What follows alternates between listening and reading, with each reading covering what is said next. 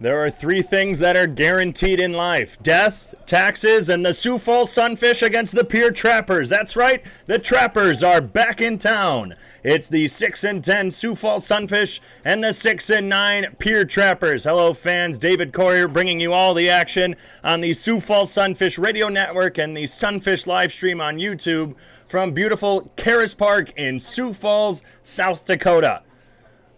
After taking 2 out of 3 against the quite possibly best team in the Expedition League, the best offensively, that's for sure, Souris Valley Sabre Dogs, the Sunfish look to try and even things up against the Trappers. The Sunfish just 2-4 against Pierre. They have a 1-game homestand here from Karras Park today before traveling to Pierre for a 2-game road stand at Hyde Stadium in the state's capital. On the mound for the Sunfish, Mitch Stone getting his second start against Pierre.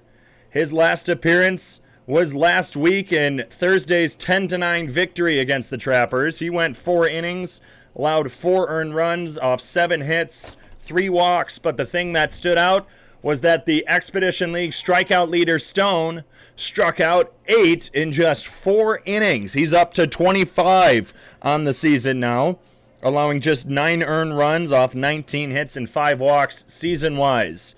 Christian Dumont leads it off for the Trappers, a new face for Pierre, making his Trappers debut. Stone winds and delivers a fastball, grounded to second, and that gets by Norris McClure. A hard hit ball to McClure, who's now at second after making his debut at short on Sunday. And the leadoff man is aboard, and before I could say anything, Dumont, the newest Trapper, gets a hit in his first at-bat in the Expedition League. The Trappers' dugout is going wild. Very, very loud. First pitch swinging.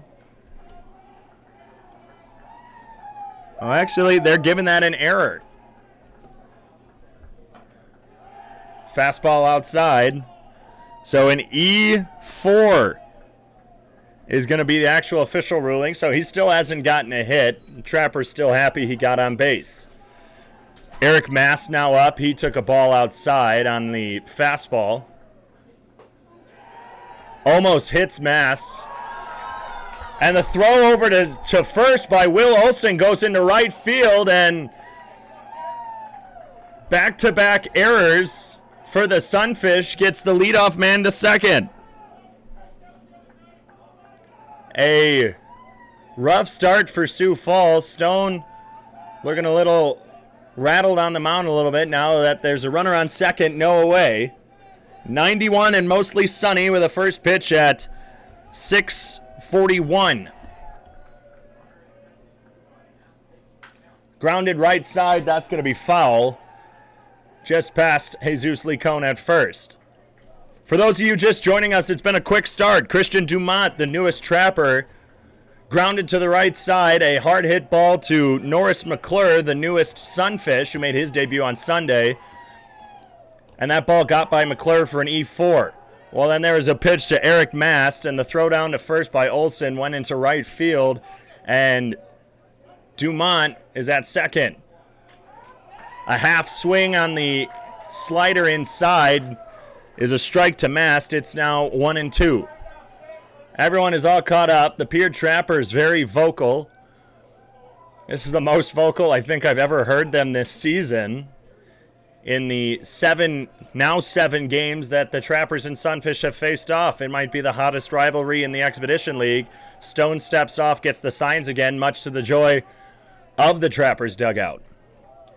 Nicholas Strong brought Reinhardt in the 3 and 4 spots, followed by Cole Yancey, Caden Cardoso, Jacob Newman, Braden Cordes, and Thomas McKenna, the 8 and 9 hitters. Stone steps off again. It's a 1-2 count to Eric Mast. Mast 8 for 30 after making his debut against the Sunfish back on June 4th. Runner goes, swing and a miss, throw down to third. Just strike him out, throw him out. A swing and a miss by Eric Mast, and the throw down to third by Will Olsen, and that might silence this Trapper's dugout. Yeah, not much cheering now by Pierre as a strikeout by Mitch Stone. He's holding back a smile. Will Olsen with the easy throw down to third caught Christian Dumont. And the silence from the Trappers dugout is deafening. After a leadoff E4 followed by another error that advanced Christian Dumont to second, there's now 2 outs. A swing and a miss by Nicholas Strong. He tried checking it, but he went. Strong, the 6'2 righty. He's batting .150 on the season. Takes a slider at the knees for strike 2.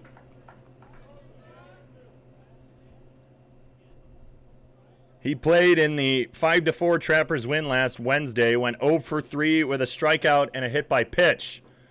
A slider away brings the count now to 1-2. Defensively for the Sunfish, Kenny Dutka, Gannon Thompson, and Declan Beers from left to right. That's a new outfield lineup that we've never seen, especially Thompson in center. Dane Frazier, Benito Garcia on the left side of the infield. This one lined to the right side, foul. Norris McClure and Jesus Licone at second and first respectively, with Will Olsen behind the plate. That's your Sunfish defense behind the most efficient strikeout pitcher in the Expedition League, Mitch Stone. The 1-2. Drills him. Fastball nailed him right in the back, 89 miles an hour. And with 2 outs, Nicholas Strong reaches, and the Trappers are starting to get vocal again. Brings up Brock Reinhardt from South Dakota State. The umpires for today's matchup: Alex Shoemaker in the field, Chad Williams behind the plate, a familiar umpiring crew for the Sunfish. The team saw them all through their series against the Wheat City Whiskey Jacks. And in the one home game, that first Friday home game against the Trappers, the first meeting of the season between the two teams, as a fastball hits at the knees for a strike. This time a slider just misses low. Olsen has to double clutch. Asks Williams where that missed. Gets the confirmation. It's now a 1-1 count off the slider. The Sunfish defense, which has been pretty errorless, especially as of recent. A slow bouncer in front of the plate, barehanded by Olsen, fires it to first for out number 3. We'll talk about the errors a little bit later. But after a very eventful beginning to this inning, 2 errors got Dumont to second, but a strike him out, throw him out to Eric Mast got Dumont at third, and a hit by pitch to Strong, but he was stranded on the ground out by Brock Reinhardt. No runs off, no hits, 2 errors, 1 left on base. We'll see what the Sunfish can do in the bottom half of the first inning.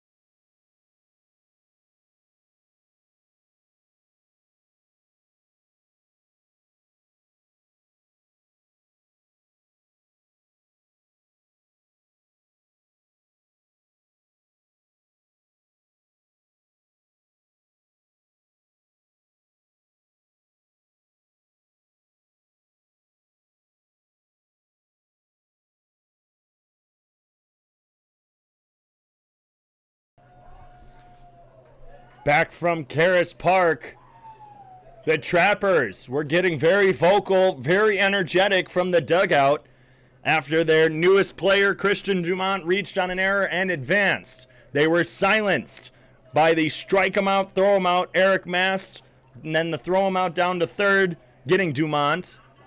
They got vocal just a bit again with the hit by pitch, but Brock Reinhardt grounding out silenced him once again. And now it's the Sunfish trying to silence them with their offense. And here's the lineup that's going to do it. Cade Kalehuavehi leads off, followed by Norris McClure, Dane Frazier, and Declan Beers batting cleanup. Will Olsen, Jesus Licone, and the bottom three, Kenny Dutka, Gannon Thompson, and Benito Garcia. A slider from Mason Torvey hits for a strike, and we're underway in the bottom half of the first inning. Torvey has pitched once this season. Kalehuavehi is hit, and the leadoff man is aboard for the Sunfish. That is the 31st hit batter this season for Sioux Falls. They lead the league, including they were hit 5 times in Saturday's matchup against the Sabre Dogs. And Kalehuavehi gets on early with a hit by pitch. Mason Torvey made his debut this season in just his lone start against the Sunfish. This one pulled hard down the right field line by Norris McClure, but that rattles off the bullpen fence. Torvey pitched in the 5-4 victory last Wednesday here at Karras Park, went 5 innings, allowed 4 runs. McClure takes a pitch low and away. 5 innings, 4 runs, all of them earned, 6 hits, 2 walks, and a strikeout on the way for that late 5-4 victory that saw the 1-run cross in the top of the 9th inning and secured the victory for the Trappers. A changeup misses on the outside corner. It's now 2-1 to Norris McClure. McClure, the newest Sunfish, and he was the hero of Saturday's win against Souris Valley, had the walk-off walk pickoff attempt at first, no tag. 1 for 4 with a double. Had an RBI, and that was from his second walk. That's right, he had 2. Pitch at the knees brings the count to 2-2. But it was an eventful extra inning victory for Sioux Falls on Sunday. It was 7-7 in the 9th inning as McClure pops this one to second base side. Cole Yancey underneath it, drifting back. He still makes the catch. Wind blowing in slightly from left field is blowing left to right. Dane Frazier now steps up. His hitting streak ended the other night against Souris Valley. He went 0 for 5 in Saturday's 18-13 loss. He reached twice and scored twice on E5s. A long curveball just misses low. It's now 1-0 to Frazier. But that 10th inning, down by 2, the Sunfish rallied back as Frazier pops this one into right center field. Coming over from right is Jacob Newman. He makes the grab on the run. Heading back to first is Kalehuavehi. The Pierre Trappers interns have traveled from the state's capital, and they're making a lot of noise in the stands. Declan Beers, quite possibly the hottest hitter on this Sunfish squad. He has gotten a hit in all 9 of his appearances, including the 3 straight against the Sabre Dogs. Drills this one into left center field. That's hit hard. Going back is Eric Mast, and he makes the grab on the run. A hard hit ball, first pitch swinging by Declan Beers, and the leadoff man is stranded. No runs off no hits, no errors, 1 left on base. It's scoreless after 1 from Sioux Falls.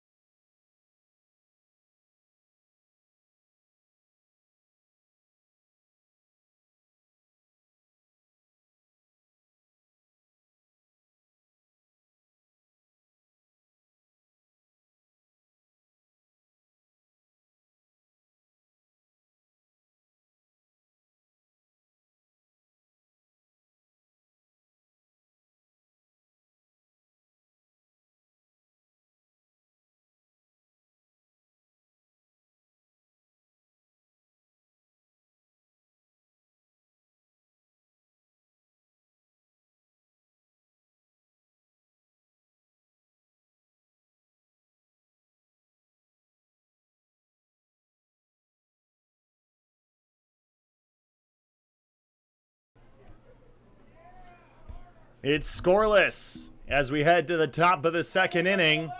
The Pierre Trappers faithful have been very vocal. A number of Trappers fans in the stands, including the Pierre interns as well. They travel well up in Pierre, and leading off this inning, Cole Yancey. Yancey fairly successful against the Sunfish this season. Takes a slider inside from Mitch Stone. Yancey on the season batting .211 as a slow dribbler off the end of the bat. Coming in is Garcia. He barehands, fires, and it's wide. It gets by Lee Cohn, who's now charging for the ball. Yancey heads over to second. That should be an E1 for Cole Yancey.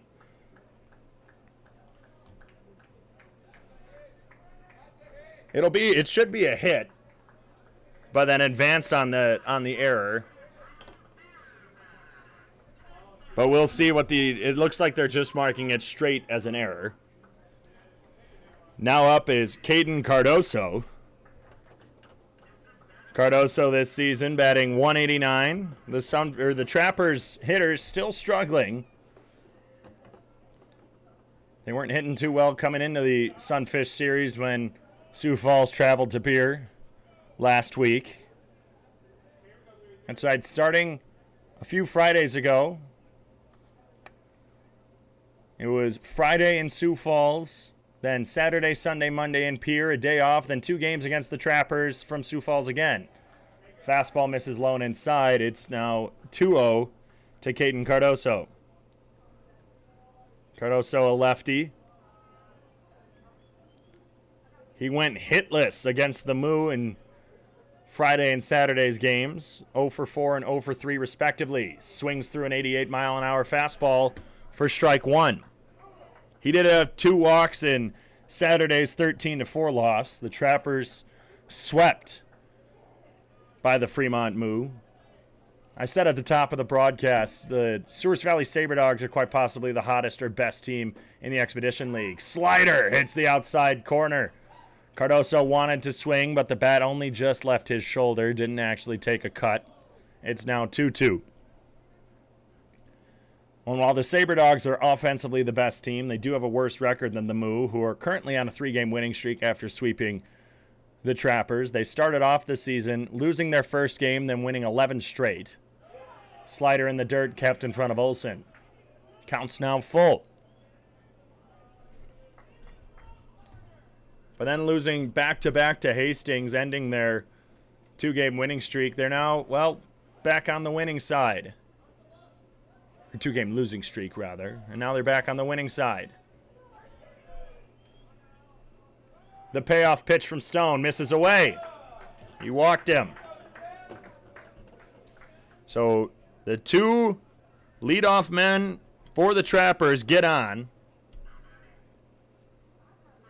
It is being listed now on the scoreboard. It was a hit and then an E1. So now 3 errors on the day, and that's what I was getting at the end of the first inning. Only 19 errors coming into today's game for the Sunfish. They've been playing some stellar defense as of late. Hadn't allowed a multi-error game as Jacob Newman shows bunt. Lays it down right in front of the plate. Charging in was Lee Cohn, so the throw over to McClure at first, and the sacrifice bunt works. Now there's 2 runners in scoring position.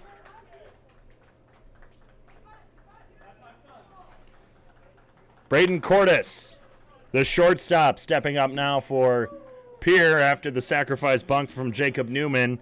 Advanced Cardoso and Yancey, and also taking off the double play. He laid it down right in front of the plate. Easy barehand for Olsen, and the only play was to first. But now 3 errors on the day for Sioux Falls. Last time they had a game that bad as a slider is swung on and missed by Cordes.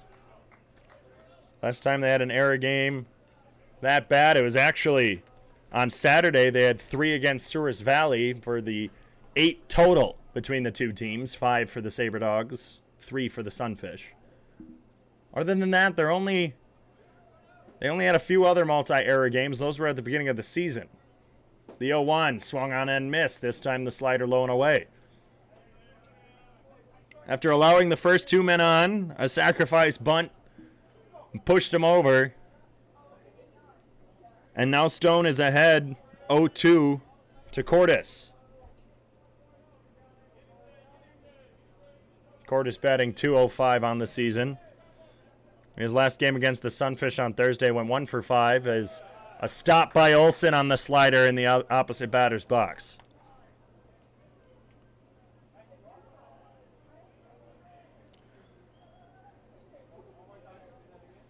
Between Saturday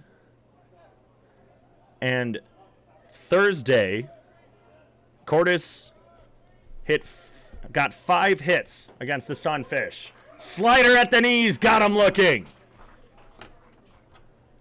0 for 1 on the day for Karras. That's strikeout number 2 for Stone.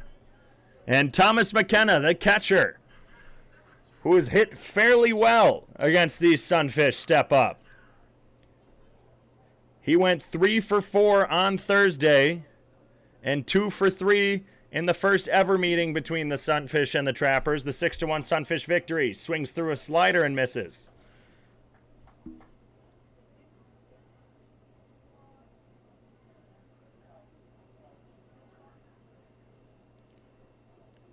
Five for 11 against the Sunfish is Thomas McKenna. He's got a hose of an arm behind the plate as well. Fastball misses away. 89 on the radar gun. It's a 1-1 count now. Runners on second and third, 2 away. Wind now picking up, still blowing from left to right. Fastball grounded left side. Garcia picks it up, fires, out number 3. 2 runners now stranded for the Trappers after Yancey got on with a single and an E1, and Cardoso walked. 2 runners left in scoring position. 1 error, in this inning.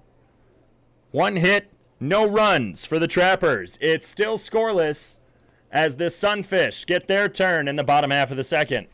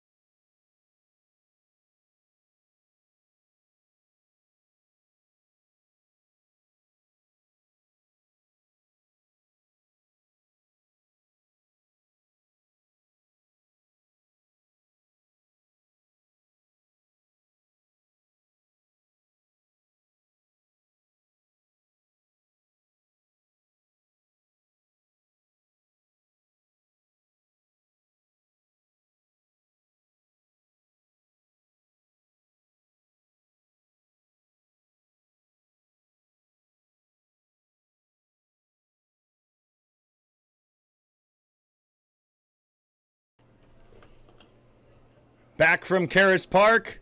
Fans, do you like the Sunfish? Well, of course you do. You're listening to me on the Sunfish Radio Network and the Sunfish live stream, but want to know more about your favorite Summer Collegiate League from Sioux Falls?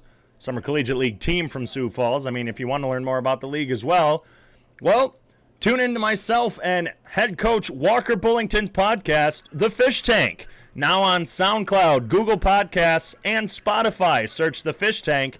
You'll be in for a surprise on that cover art. But it's me and Coach Bullington. We talk about what happens on the field, some strategies that Coach has as Will Olsen takes a breaking ball inside for a ball to lead off this inning. We talk about the Sunfish. We talk about what happens on the road, what happens at home, and we just talk about whatever comes to mind as a slow curveball cuts through the zone but misses outside. It's 2-0. Wednesdays on Spotify, Google Podcasts, and SoundCloud. Also find the links on all Sunfish social media. Olsen far ahead of a breaking ball. Still ahead, 2 balls, 1 strike. Olsen has the pleasure of being the first Sioux Falls Sunfish to hit a home run at home. He drives this one into left center field. That looking like that's going to fall for a base hit. It does. It bounces over the head of Christian Dumont. Olsen takes the hard round around first, but he's going to stop for the leadoff single. Olsen makes his home here at Augustana University and knows the field well, how it plays. And the other day, he drilled one in the left center field. Now has a hit to lead off the second inning. Jesus Licone gets his first cuts of the day. Takes a slider outside.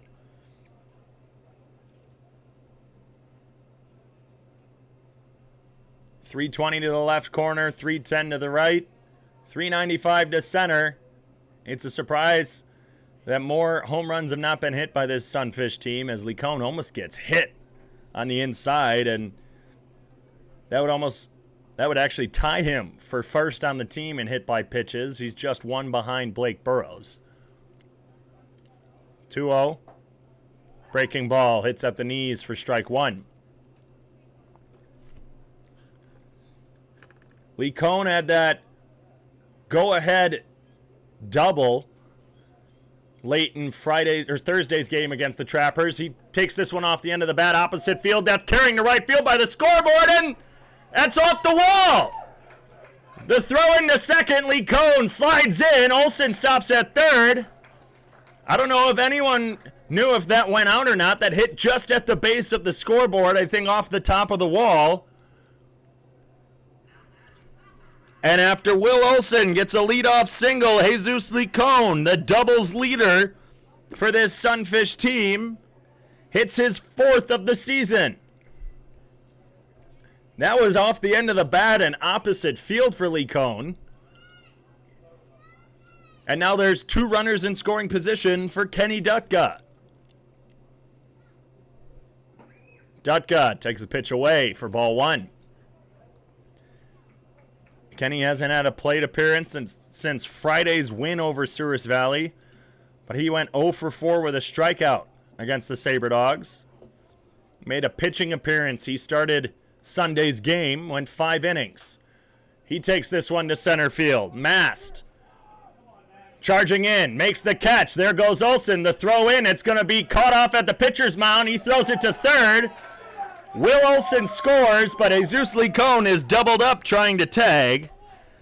Either way, the Sunfish take a 1-0 lead off of the sac fly by Kenny Dutka, but Jesus Licone getting a bit too aggressive. And I think the soft throw from Eric Mast from center benefited the Trappers. I don't know if he was trying to make it all the way home, but he only got it to the pitcher's mound. Gannon Thompson takes a slider, low and away. It was easily caught by Torvey on the mound, who quick fired it to third and an easy tag. Change up inside, it's now 1-1. Thompson, his bat got hot this weekend. Went 3 for 9 as he hits one to the backstop. It's now 1-2.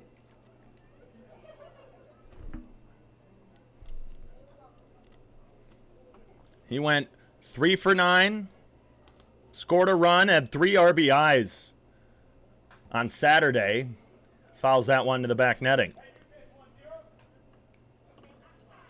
3 strikeouts, though. He had 6 total this weekend against Souris Valley. He has been struggling with the strikeout. Every time he's had a strikeout, they've come in threes. As he strikes out swinging, there's another one. So Gannon Thompson strikes out swinging, but the Sunfish strike first. 1 run off 2 hits, no errors, 1 left on base for Sioux Falls. It's a 1-0 ball game. Sunfish.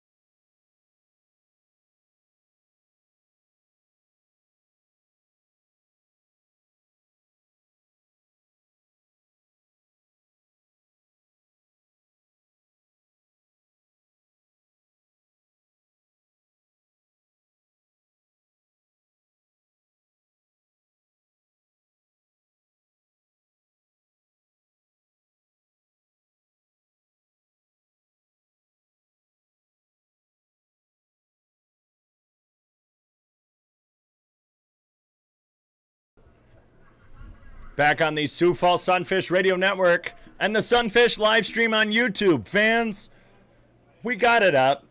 Knock on wood, it's still working. We got the cool graphic in the top left corner. Our intern, Sean, has been absolutely killing it as of late. He's got everything going, so put in the chat, give thank you, Sean's in the chat. We're in the top of the third inning, and the first pitch, a fastball low and away from Stone to Christian Dumont. We're back at the top of the order. The Sunfish have taken a 1-0 lead after a single and a double to lead off the inning by Will Olsen and Jesus Lee-Cone, and then a sac fly by Kenny Dutka as a fastball hit. It's a 1-1. Slider misses. It's now a 2-1 count. But let's put thank you, Sean, in the chat, both on Mixler or YouTube. We'll just give it to him. He's been killing it, and now we have a live stream. Fastball just misses inside to Dumont, who he reached on an E4 that went into the outfield. One of 3 for the Sunfish defense today. Slider right over the plate. Taken by Dumont, rather. Mast is in the on-deck circle. It's now a full count. The payoff from Stone. Grounded. Right side. McClure gets his revenge as he throws it to Lee-Cone for out number 1. There was no way he was missing that one. That would have been embarrassing for back-to-back errors on the same ground ball. That one a bit slower than the first one that was ripped to the right side off the bat of Dumont. And Eric Mast, who struck out in his first plate appearance. That was part of the strike him out, throw him out as Dumont was trying to swipe third. Bunt shown, but the fastball blown by it. Mast pulled back in time as Will Olsen is asking, well, where did that miss? Even though he pulled back, that looked like it was at the knees over the plate, but Chad Williams behind the plate not making the call. This time, a foul tip on a fastball, caught by Olsen, and that's a strike no matter what. Olsen still asking a few questions to the home plate umpire. Sunfish have had their fair share of strike zone issues. Check swing. Did he go? Yes, he did. The appeal down to Alex Shoemaker at first confirms the swing. And now Eric Mast is down 1 ball, 2 strikes on the slider. It's a beautiful day, 91, mostly sunny in Sioux Falls. It's another hot one. Slider misses away. And it's a batter like this where I'm curious to see if Stone will go with that changeup. He usually only throws a slider and a fastball. He says he saves the changeup for lefties. Well, here's Mast, the lefty, and the 2-2. Swung on! Foul tipped into the glove of Olsen. 91 on the fastball. And that's strikeout number 3 for Mitch Stone. Again, he leads the Expedition League in strikeouts, now up to 28. Nicholas Strong takes his second cuts. He was hit by a pitch. Down 2 strikes. He was nailed back in the first inning on a fastball. Takes a slider for a strike. Again, Stone really liking the slider. His slider, I was talking to him about it because it didn't seem in his appearance on Thursday, as this one's drilled high to shortstop. Garcia drifting to his right. Makes the easy work of it. 3 up, 3 down. First time this game for the Sunfish, and Mitch Stone is wheeling and dealing. It's still 1-0 as we head to the bottom of the third on the Sioux Falls Sunfish Radio Network and the Sunfish live stream on YouTube.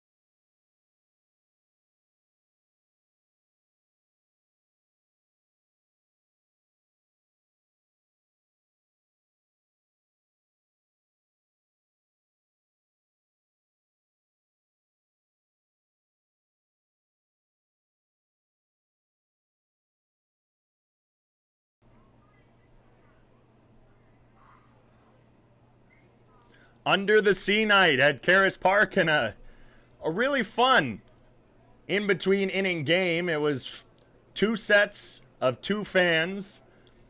So the partners would be holding 2 different ends of a towel with a water balloon in there, and you had to see who could get it the highest without losing the water balloon and letting it pop. First pitch, Barnito Garcia. A breaking ball inside for ball 1. And it was funny, the team that lost, their balloon actually went over towards the other team and splashed all over them. Drilled up the middle off the end of Garcia, but Yancey was playing right behind second. He catches the liner easily.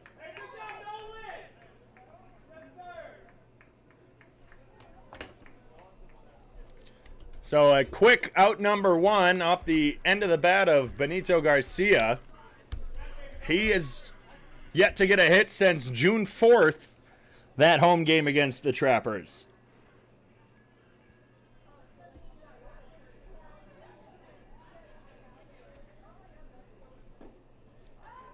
First pitch to Cade Kalehuavehi is a strike at the knees. Only 66 out of the hand to Torvey. This was the comments I had the other day, as he has a small slider. 65 cuts to the zone. It's now 0-2 to Cade. But Torvey, I remember asking the Pierre broadcaster, like, well, does he have a fastball? He's like, I'm not sure. Grounder, left side, past the diving glove of Braden Cordes in the left field, and Cade Kalehuavehi gets the 1-out single.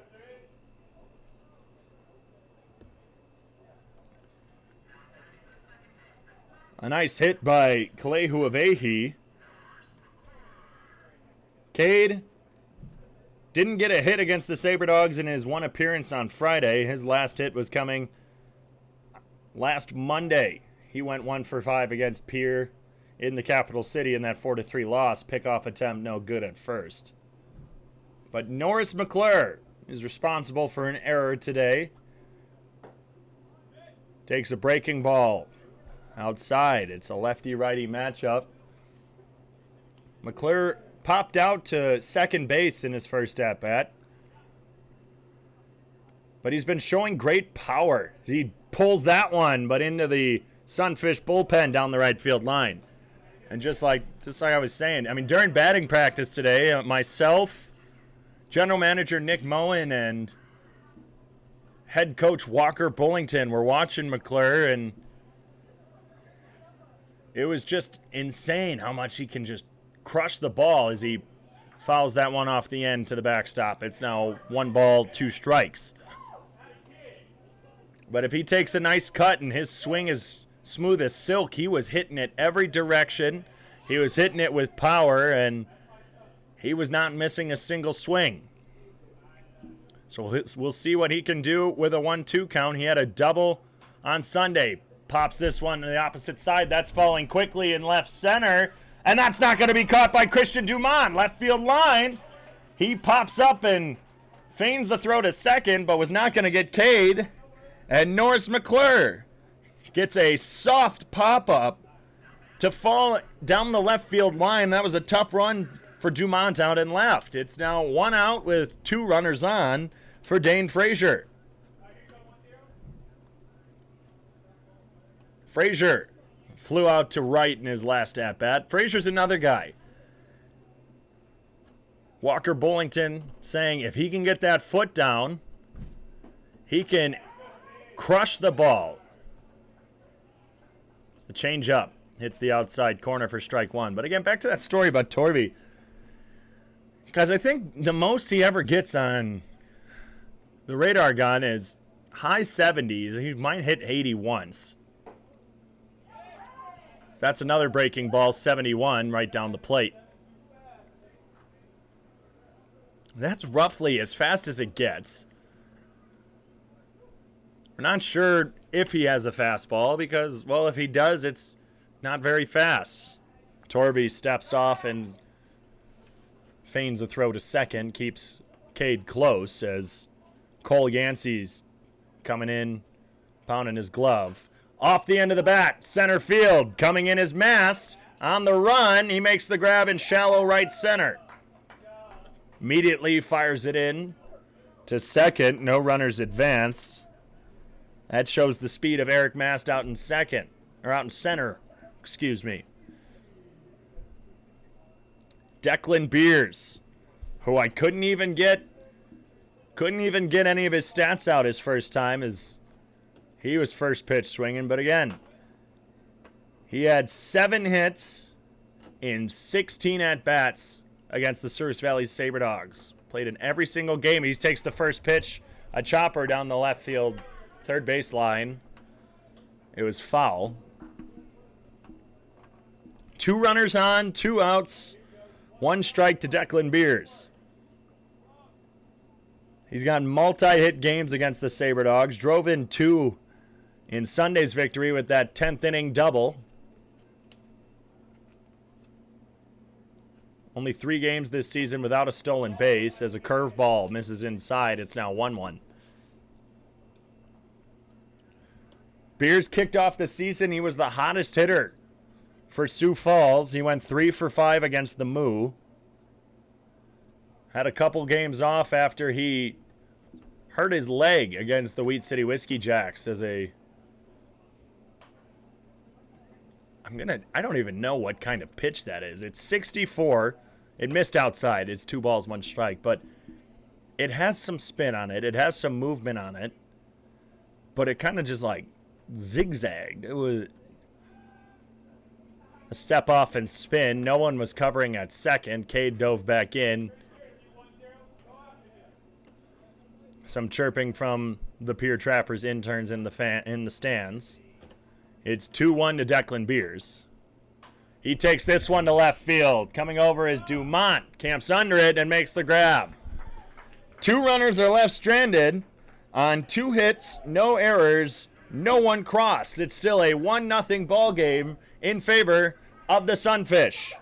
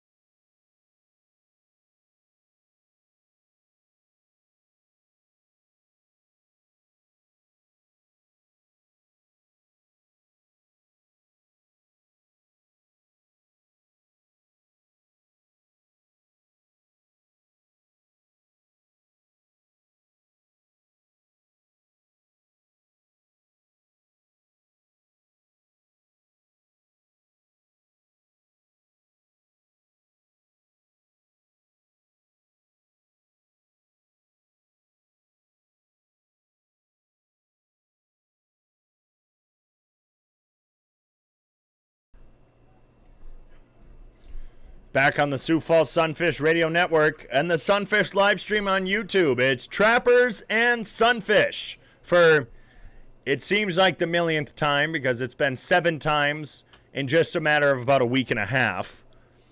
The Trappers hold a 4-2 series lead. A check swing by Brock Reinhardt. Umpire says he went. It's strike 1 off the slider. But the Sunfish hold a 1-0 lead through 3. As a fastball misses inside and low, it's now an even count at 1 apiece. Mitch Stone on the mound after letting a few runners on in the first 2 innings. Goes 3 up, 3 down in his last one as the slider hits at the knees across the plate. It's now 1 ball and 2 strikes to the designated hitter, Reinhardt. Grounder up the middle. Stone can't make the backhand. Garcia can't make the dive. It's a leadoff base hit for the 3rd time this game. And actually, in the first inning, it was ruled an E4, but the leadoff man gets on for the 3rd time in 4 innings. Reinhardt now 1 for 2 after having a slow dribbler right in front of the plate and was thrown out by Will Olsen. Fastball right down the middle. Stone getting to work quickly against Yancey, who singled and advanced on the throwing error. Dead ball as it hit Yancey. A delayed hit by pitch call as the pitch got over the glove of Will Olsen and was rolling to the backstop, but Olsen didn't go to get it because he knew it hit Yancey. And Caden Cardoso, who walked in the second inning, as 2 runners are on now with no outs, and Stone looking shaky again. He's got his slider and his fastball, and his fastball has been struggling to hit. He gets the fastball just low below the knees there. He's been getting it over the plate, but the height hasn't been hitting. And when he gets it at knee to chest height, that's when it's inside or outside. Fastball misses away. There's one example. That was about at the quads. But was about 1 baseball into the right-handed batter's box. Cardoso, the lefty, has 2 runners on with no outs. It's still a 1-0 Sunfish lead.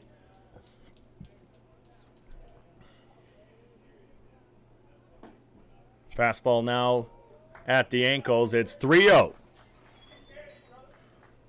Stone has only walked 5 batters this season, and the Sunfish, as a pitching staff, don't walk many to join him. Only 70 this season, not counting the 1 back in the second inning. Ball 4. An inside pitch. Stone put his hand up asking, well, where was that? As there really wasn't a walk call. It was just no call from Chad Williams behind the dish.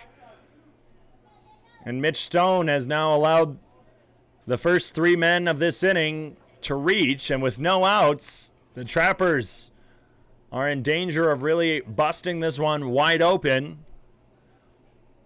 As Jacob Newman steps up, he had a sac bunt that didn't score anybody as a fastball misses inside. And this is about the time of the game where Stone might start to get frustrated with the umpire's calls. He's had a lot of dealings with Chad Williams. Slider misses low. Olsen calling time to go talk to his pitcher.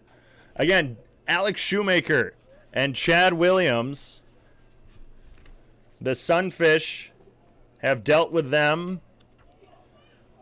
We'll take a quick look. That was their first game in Wheat City back on the 28th. Then they had them the 29th. Didn't have games on the 30th or 31st, but June 1st. Let's see, when did they finish up? Through June 4th. As a fastball hits the outside part of the zone, it's 0-1 to Jacob Newman.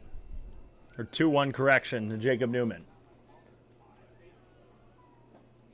Slider swung on and missed by Newman. It's now a 2-2 count. Stone, he's got that pregame regimen that it's very unique, I'd have to say. A lot of pitchers, sometimes they like to be serious. They like to get warm and be walking around. Slider misses in the dirt, stopped by Olsen in front of the plate. It's now a full count. And Stone is not that way. Stone, it's, you get to the ballpark and you see him, and it's just like you wouldn't even guess he's pitching that day. He's talking to everyone. He's not even, a lot of times he's just kind of wearing his shorts and a cutoff. Fast, slider. Had a little bit of break to it. Looked like a fastball out of the release, but it broke inside, and that's a strikeout swinging by Jacob Newman. That's the 4th of the day for Mitch Stone, and Braden Cordes now steps up with one away. Karras struck out looking in his last appearance. But Stone, I mean, again, like a lot of pitchers, sometimes they don't want you talking to them as a slider misses low. But heck, Mitch walked up to me and started talking to me. And basically he was like, hey, what do you want to know? Because I was asking him some questions, and then he finally was just like, anything else you want to know? The 1-0. Foul to the backstop. And that's where I got to know about, his pitches, any of his pregame routines, anything specific he has to do on a game day. He doesn't give you much. The 1-1. Almost hits Karras. That's another thing. There's been 2 hit batters this game. Brings the total to 13 for Sioux Falls. They came in with just 11, which was least in the Expedition League. Slider drilled into center field. Thompson on the run. Makes the grab on the run. He has to 360 turn. Fires it in. That's going to be cut off by Lee Cohn. It's a tie ball game. Reinhardt scores from third. Yancey advances to third. And Cardoso stays at first. But a sac fly by Karras ties this game at 1-1. Thomas McKenna, who grounded into a 6-3 putout to end the second inning, steps up with the go-ahead run 90 feet away. Runner goes to second. Olsen throws down to second. The catch was made, the tag was made, but a runner is called safe as Norris McClure his momentum carried him past second base and made the tag on his slide down. I think his feet got out from underneath him. It was a good throw by Olsen. Runner did not come home. And Cardoso swipes a base. It's a 1-0 count to McKenna. He swings on a slider that was low and away. And I think by the strike call, he might have gotten a piece of it off the end of the bat. Will Olsen has been chatting quite a bit with home plate umpire Chad Williams. Want to know what they're talking about.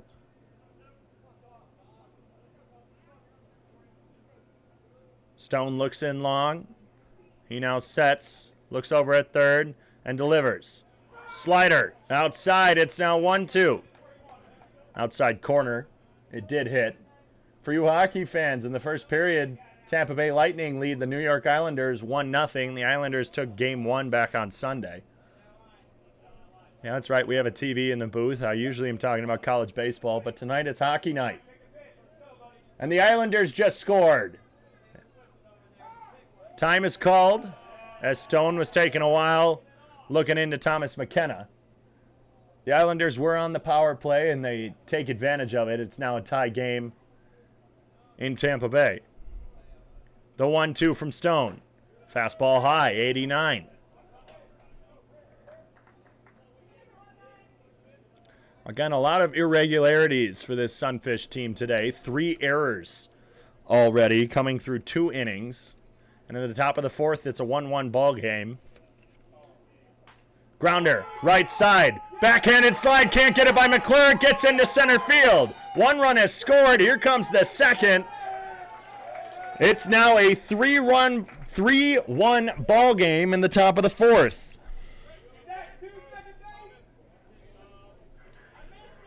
It went straight by Norris McClure. He had the sliding. He tried to backhand it, and I think it bounced over his glove unless his glove didn't get low enough. And we'll see what that score is going to be. I think it's just a tough play, and it's going to be a base hit. As the first pitch swinging is lined to the left side off the bat of Christian Dumont.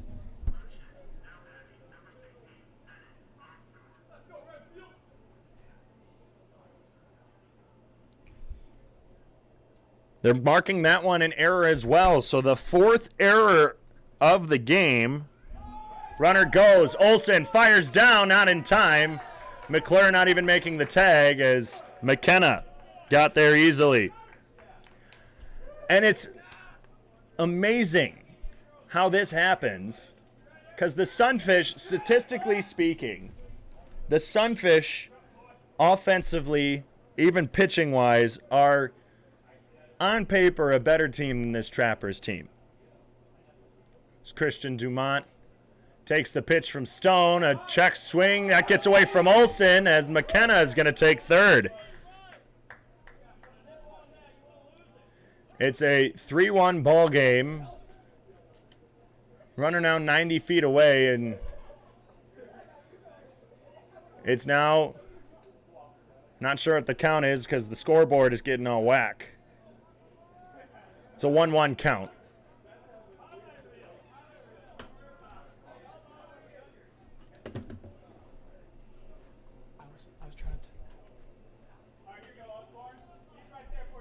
So it's a 3-1 ball game. They go a check swing now. It's a 2-1 count. We're getting the confirmation from the umpire. Thomas McKenna at third. We apologize, folks, for everything that's going on. 4 errors now for the Sunfish as Stone almost hits Christian Dumont. It's now a 3-1 count to the left fielder. But again, the Sunfish, statistically speaking, here's the Trappers' offensive stats coming into today's game.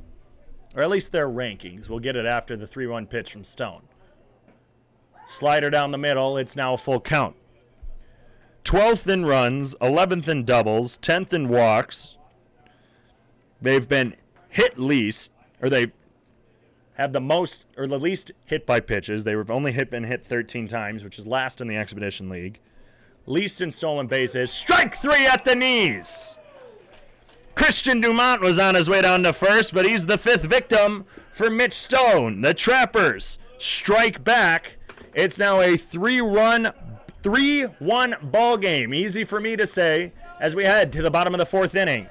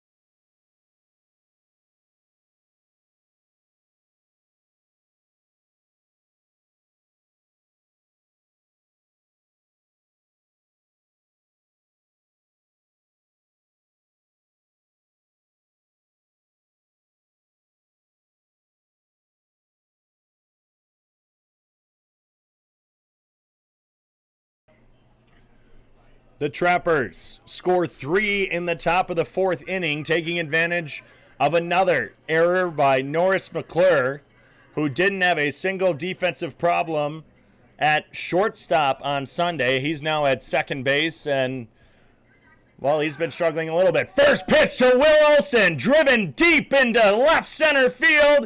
At the wall, it's grabbed by Eric Mast. He just missed that one. Oh boy, Will Olsen, who had a homer in Sunday's game, swung on the first pitch from Mason Torby and drove it deep into left center field, just to the left of the 395 in center, the Augustana baseball banner in left center field. It was caught just at the warning track by Eric Mast. Jesus Licone, who doubled in his last at-bat, takes the ball away. Licone, with his 4th double, drives this one on the ground up the middle for a base hit. I was going to say that's a 95-mile-an-hour pitch, but I think it got the ball leaving the bat of Lee Cone because Torvey, well, there's no way he just skips the 80s and goes straight to 95. So with one out, Lee Cone is the base runner now for the Sunfish. That's their 5th hit of the day. It's a 2-run ball game as Kenny Dutka pops up the first pitch out of play.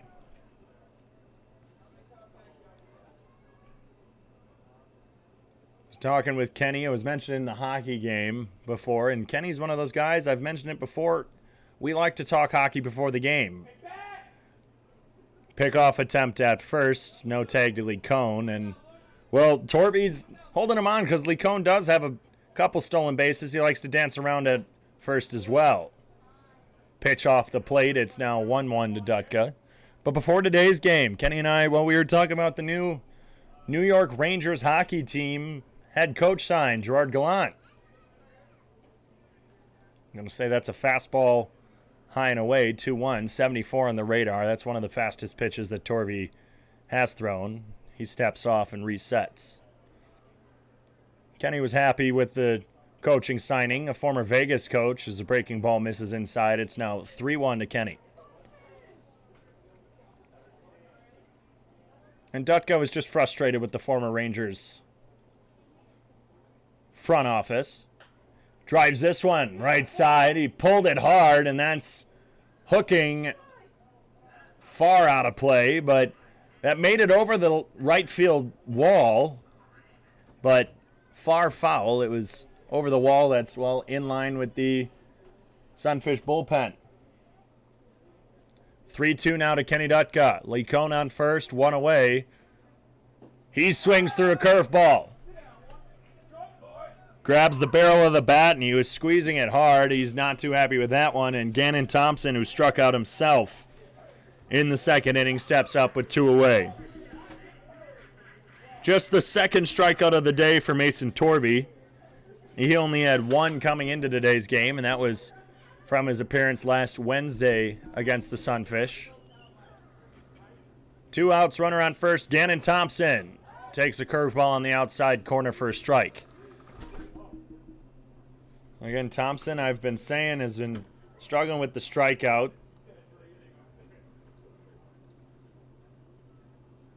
He drives this one, though, into center field, backing up his mast. He's carrying, but that's going to be caught for out number 3. It's still a 2-run ball game. The Trappers lead 3-1 from Sioux Falls on the Sunfish Radio Network and the Sunfish live stream.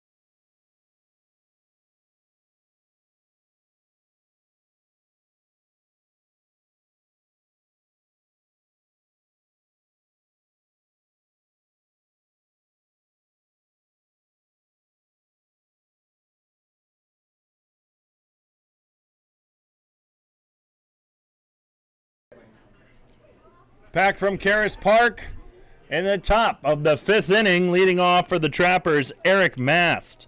He's struck out twice. Mitch Stone, the strikeout leader in the Expedition League thus far, back for his 5th inning of work. Gets a fastball to hit the outside corner for strike 1. 5 strikeouts In today's game so far, as a slider misses high and away, it evens the count at 1. Sioux Falls is home to many professional teams as a fastball right down the middle hits. It's now 1-2. Or higher competitive sports, I'll just call it that. I don't know what the actual terms for it are going to be. The 1-2. Slider just misses away. It's now a 2-2 count.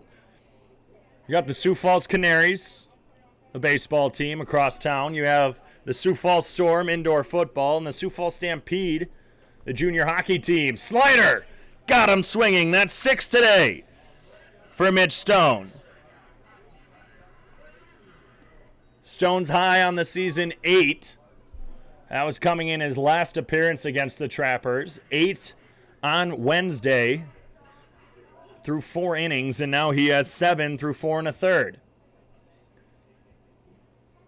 But all those teams, and it's a nice community where I think everyone tries to support everyone. And last night, ran into some Sioux Falls Storm players, a fastball.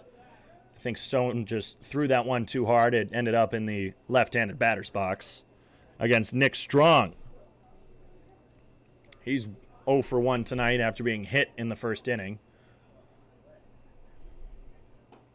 Slider nicks the inside corner, evens the count at 1. But the Storm ran into a couple players.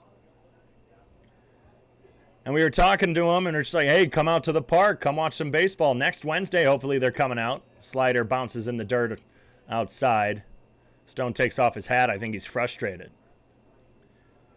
We talked to them, and they ended up making a bet. One of them, who's a receiver on the Storm, was apparently drafted by the Cincinnati Reds in the 12th round a couple years ago. 2-1, grounded, left side, Garcia fields and fires for out number 2. 94 on the radar gun off the hand of Mitch Stone. And there's now 2 away in the 5th. Brock Reinhardt, the South Dakota State Jackrabbit, was the first run to cross in the 4th inning, 1 of 3. And the lefty is 1 for 2 as he steps up with 2 outs in the 5th. But they were talking about how fast can he get if he throws the first pitch. A fastball popped high, out of play, off the football complex to our left, and it ricochets back into the Trappers' bullpen. The bet was made at 88 miles an hour between the two players. Can he hit over 80? Grounder right side. Barehanded grab by the Trappers' first base coach, who I think is their baseball ops intern, and the Trappers interns go wild outside our window. But 88, that's hard to throw, especially if you're, haven't thrown a pitch in a long time. 90-mile-an-hour fastball misses away. But they're going to come. Hopefully it happens. And there was like 3 bets made with this. Foul to the backstop. Keeps Reinhardt alive.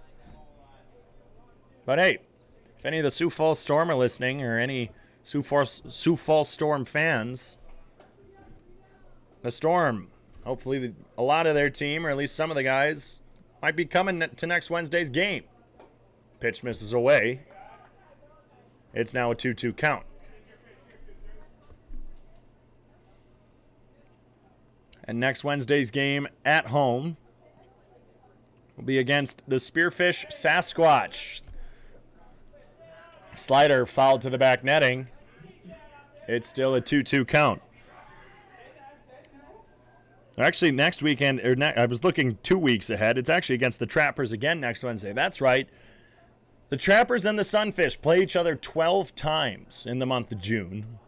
The 2-2. Check swing. Did he go? Yes, he did. Drop third strike. Olsen picks it up. Fires it to first. That's strikeout number 7 for Mitch Stone. And it's another 3-up, 3-down inning. The Trappers don't tack on any more to their 2-run lead. It's still a 3-1 Trappers lead as we head to the bottom of the 5th inning.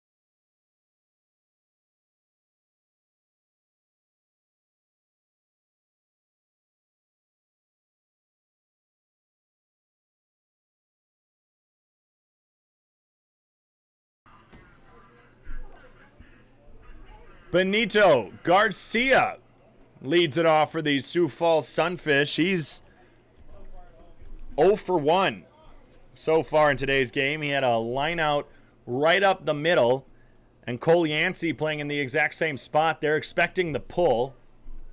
Caden Cardoso at third, playing a little closer to the line, and Braden Cordes deep in the hole at short. Torvey delivers a slow 69-mile-per-hour. I'd say that's a curveball. Didn't have much to it. You can't really call it a curveball when, if you're throwing it slow, it just kind of falls. That one had a little more zip to it on the strike. It looked more like a fastball.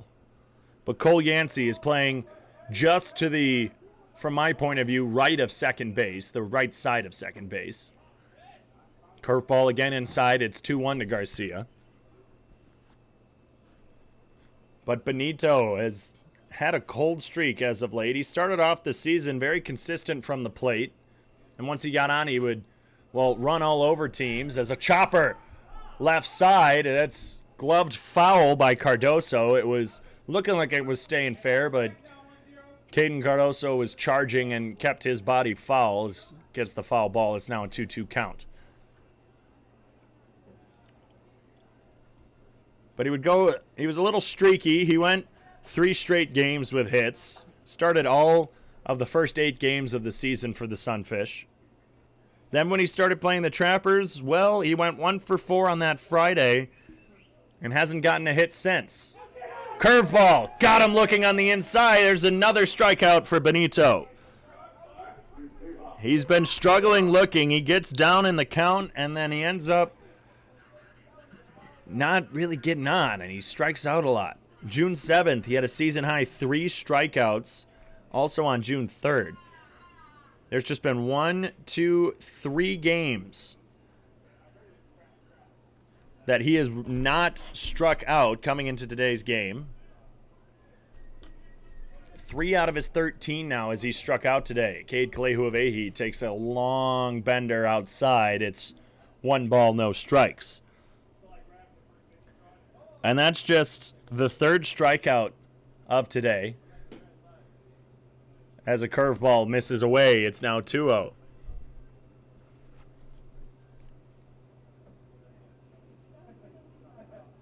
Cade has reached twice. He was hit as he drives that one in left field. That's going to fall for a base hit. Dumont charges in. Soft tosses it to short, and that's back-to-back hits for Cade Kalehuavehi. He's now 2 for 2 today.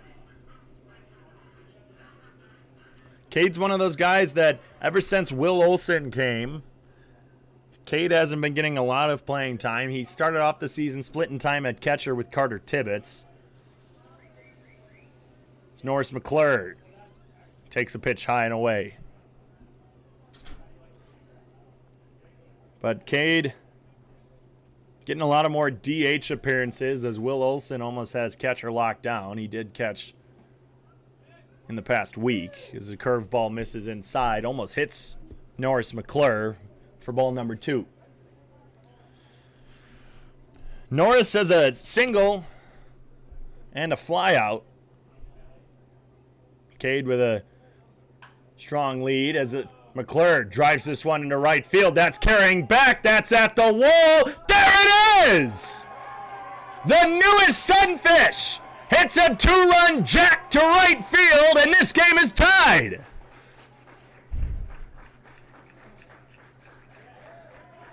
I mentioned earlier in the game that during batting practice, if Norris gets a hold of one, he can drive it, and, well, he drove that one. He barreled that one hard, pulled it to right center field, and all Jacob Newman could do was get to the wall and watch it fly. It's now a 3-3 ball game as Norris McClure homers, and with one swing of the bat, it's a tie ball game. Dane Frazier takes a pitch inside for ball 1. That's the 3rd home run in back-to-back games as Dane Frazier, opposite field, right side, hooked foul just into the Sunfish bullpen. It's now a 1-1 count.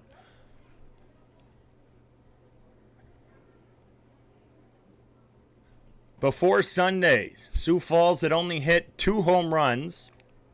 One off the bat of Carter Tibbetts in the opening day game against the Moo. Fastball swung on and missed by Frazier. It's now 1-2.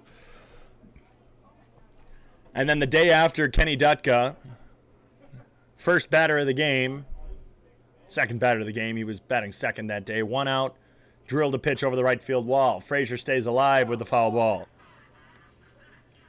Only 2 home runs early on this season in the first 15 games of the season. But in game 16, well, grounder left side. Fielded by Karras, up and firing, and it's out number 2. But Sunday's game, a homer by Will Olsen and a homer by Zeph Hoffpauir doubled the Sunfish home run total. And then Norris McClure, in just his second game, puts his name up there with the rest of the Sunfish. It's a tie ball game as Declan Beer steps up with 2 outs. He drives this one into right center field. That's going to fall for a base hit. Playing it off the bounce is Newman. And Newman showing his speed, getting over there quickly. Otherwise, that looked like I was going to roll to the wall and be an extra base hit for Declan. Beers is now 1 for 3 with his first hit of the day. Extends his hitting streak to 11 games. Looks like a coach for the Trappers is going to come out, speak with Mason Torvey. We might get a pitching change here from Karras Park. But Norris McClure, with 1 out, smashed one over the right center field wall. That was over the American sign. Do you call it American or do you call it American Inn? Who knows? But anyway, that's where he hit it. It looked like it had the distance, but you can never know so much here at Karras Park. The wind is blowing from left to right as Will Olsen takes a pitch away. But I have been told by several people who are affiliated with Augustana baseball that, well, the second the ball's hit to the right side, another ball to Will Olsen. It's now 2 balls, no strikes. But any ball really hit to that right side, especially to the right of the scoreboard in right field, it just keeps carrying. Runner goes. Beers underneath the tag. He's safe. The throwdown from McKenna not in time as Declan Beers swipes a base, the first today for the Sunfish. Correction, second. Cade Klehuavehi had one of his own. Declan now with his 8th stolen base. That's drilled to the left side and getting in the glove of Karras. He fires all the way over the head of the first baseman. That goes into the Sunfish dugout. Out of play. Olsen gets second base for free. Declan Beers is going to score as the ball went put out of play. A single and an E6 scores Declan Beers, unless we're just going to call that an E6 all the way. I think that was so deep in the shortstop hole that that's just going to be a single anyway. We'll see the official scoring. Either way, Jesus Licone has a runner in scoring position with 2 outs. It's now 4-3 Sunfish. Fastball hits the outside corner for strike 1. So they're just giving that straight up an error by the shortstop. Might have to give that a little chat. Breaking ball misses inside. It's now 1-1. Licone 2 for 2 with a double and a single. He needs to get a hold of one with that power and get the home run. Soft grounder left side, backhanded again by Karras. Deep in the hole, fires it across. This time it's on point, and the stretch by Nicholas Strong gets Licone. But Norris McClure, with his first home run of the season, ties it. And then Declan Beers is driven in by the error. It is now a 4-3 Sunfish lead as 3 cross in the 5th inning. The 1-run lead for the Sunfish when we come back in the top of the 6th.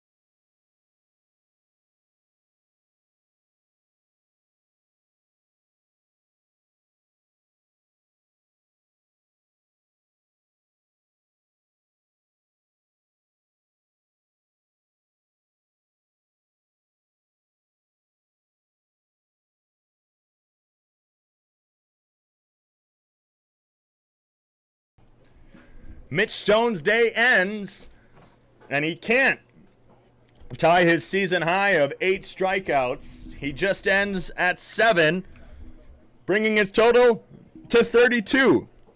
Still leads the Expedition League with that number. Allowed 2 walks today, 3 runs to cross, only 1 of them earned.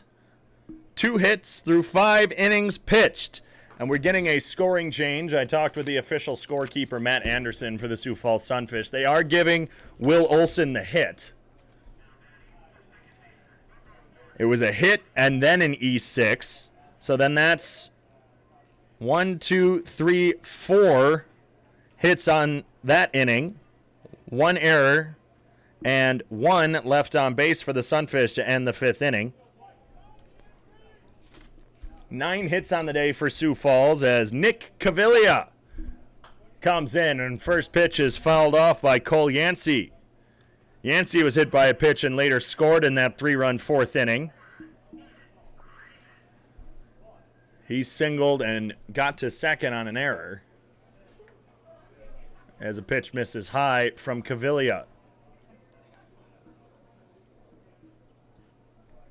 Caviglia, he's that guy with the last name who, well, I could never know what it is. Liner up the middle off the fastball. Thompson goes down to a knee to field it just so it doesn't get by, and a leadoff single for Cole Yancey. The leadoff man has gotten aboard in 4 of the 6 innings today.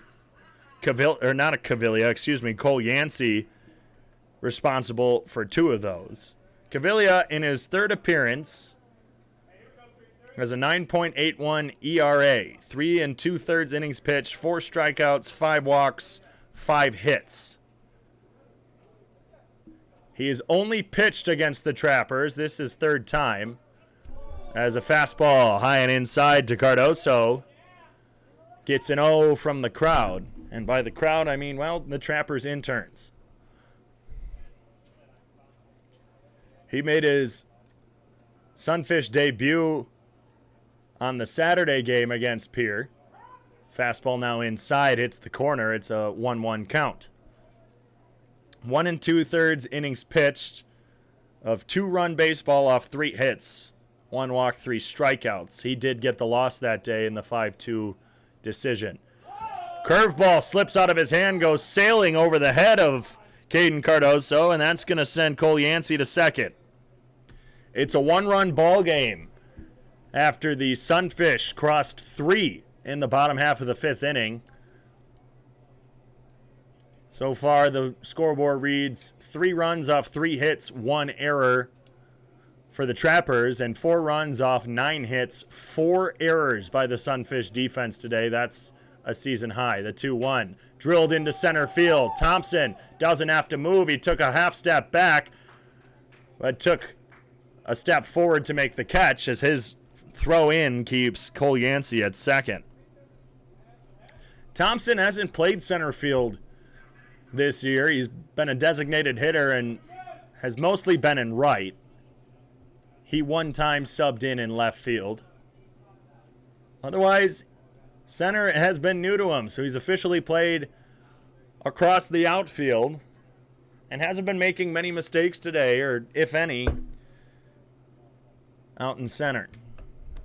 1 out runner on second for Jacob Newman, who takes a breaking ball at the knees. Caviglia, one of the few lefty pitchers on this team.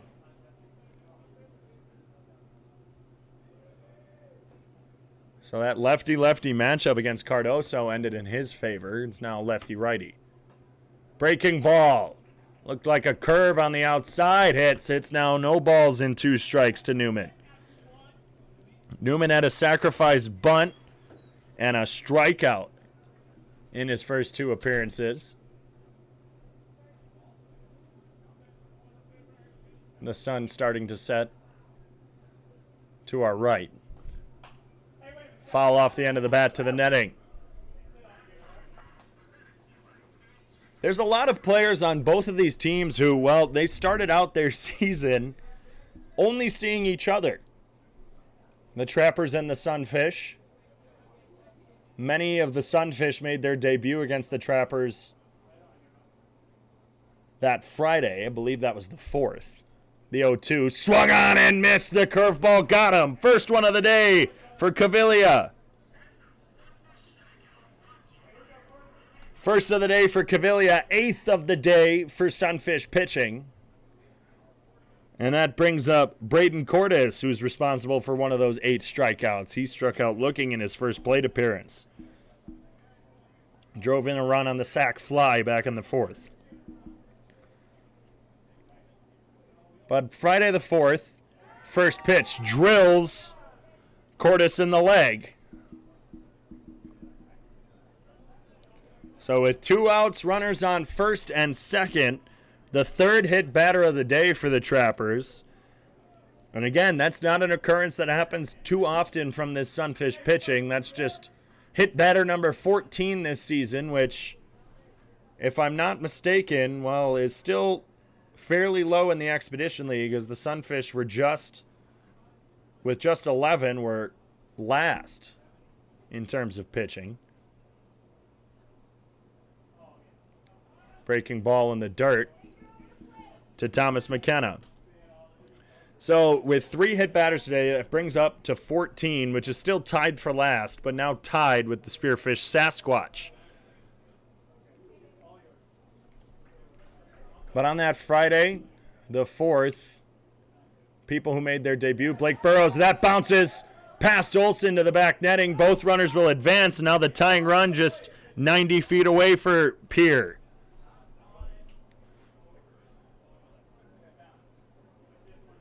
But some players for the Sioux Falls Sunfish who joined the team on the 4th, Matt Hess, who should be joining the team again tomorrow as Olsen calls time to go calm down his pitcher. Hess, Gannon Thompson, Blake Burrows, Griffin Hassel. I believe, it was after that Pierre Road Series that Will Olsen finally joined the team. Nick Cavilla, one of those players who joined during that stand. Dane Frazier, just to name a few. And for the Trappers, we named them early on in the game, but after seeing each other 6 games straight, 3 in Sioux Falls, 3 in Pierre, the 2-0, fastball high, it's now 3-0.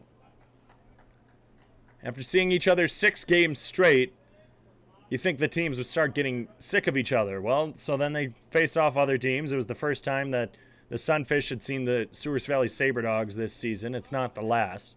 Same with the Trappers and the Fremont Moo, the 3-0. Fastball, missed low, 4 pitches, 4 balls, and McKenna draws the walk to load the bases for Christian Dumont. And actually, I did notice in between innings that there has been a substitution. Bennett Osborne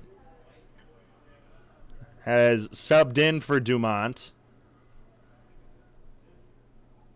I don't know if it was defensively that it was noticed, but now he gets his first cuts at the day. Osborne batting .156 this season.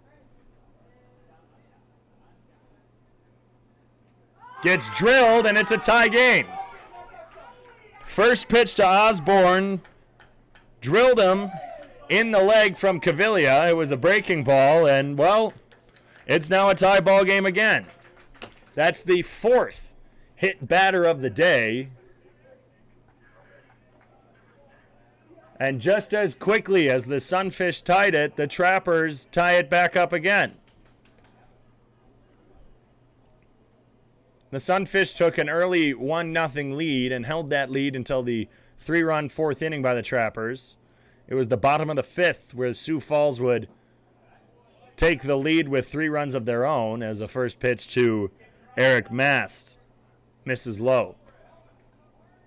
And just the quick 1-run lead for half an inning as the Trappers have tied it back up. Swung on and missed. Fastball inside. A leadoff single this inning by Cole Yancey. Then 2 outs quickly. Caden Cardoso flew out to center, which advanced Yancey to third.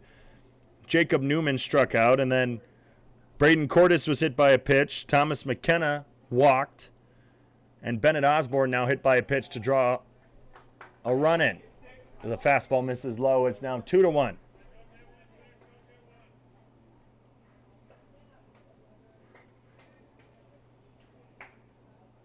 Again, get the post-game thoughts and pre-game thoughts on the Sunfish Twitter from Walker Bullington. Grounder, right side, past the goalie stop of the first base coach. He tried hockey goalieing that one, went down up to try and swipe it. But get Coach Walker Bullington's thoughts pre-game and post-game on Sunfish Twitter. And also on the Fish Tank, the Sunfish podcast on Spotify, SoundCloud, and Google Podcasts. The 2-2 drilled into right field. That's going to fall for a base hit. One run will score. Thompson picks it up, fires it in. Here comes the second run. McKenna crosses. On the throw, Mast heads into second. And just like that, the Trappers have taken the lead.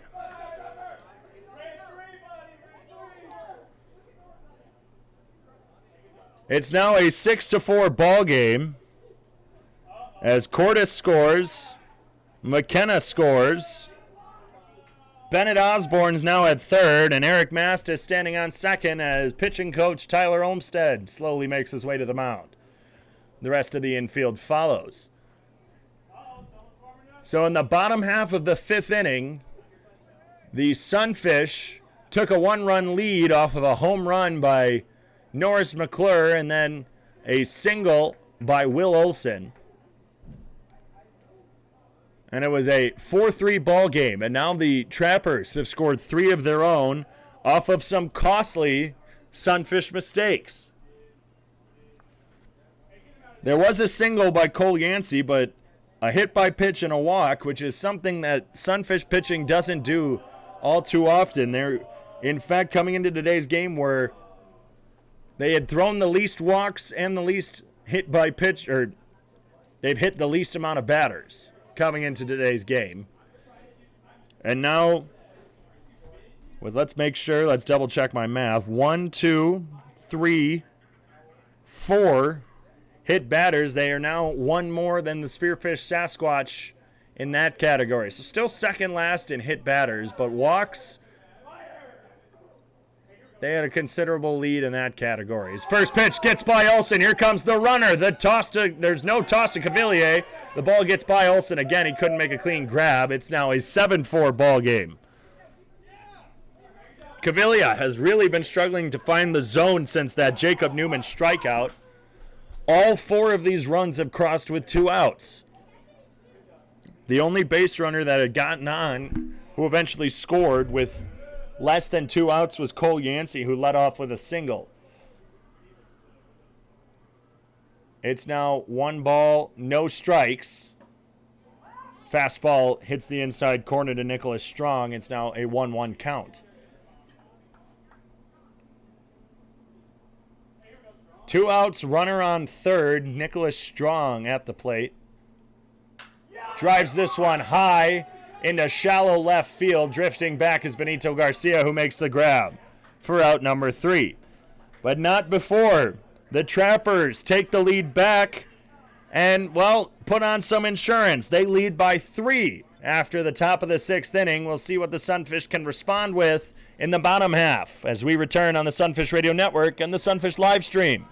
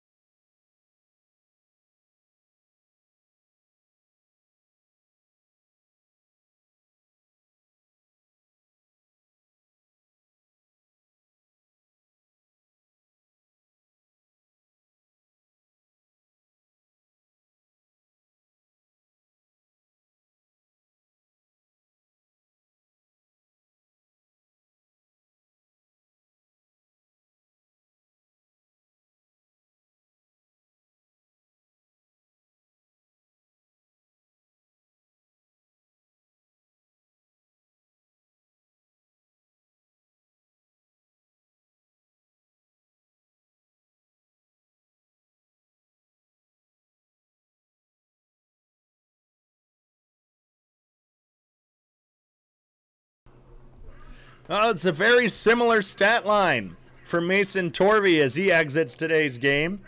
5 innings pitched, 9 hits, 4 earned runs, 1 walk, and 3 strikeouts. His previous game against the Sunfish, 5 innings, 6 hits, 4 runs, 2 walks, and 1 strikeout. So only the hits have really changed drastically as Kenny Dutka takes a first strike from the new pitcher for the Pierre Trappers, Gannon Ruckman, who's making his season debut for Pierre. Dutka pulls that one on the ground foul.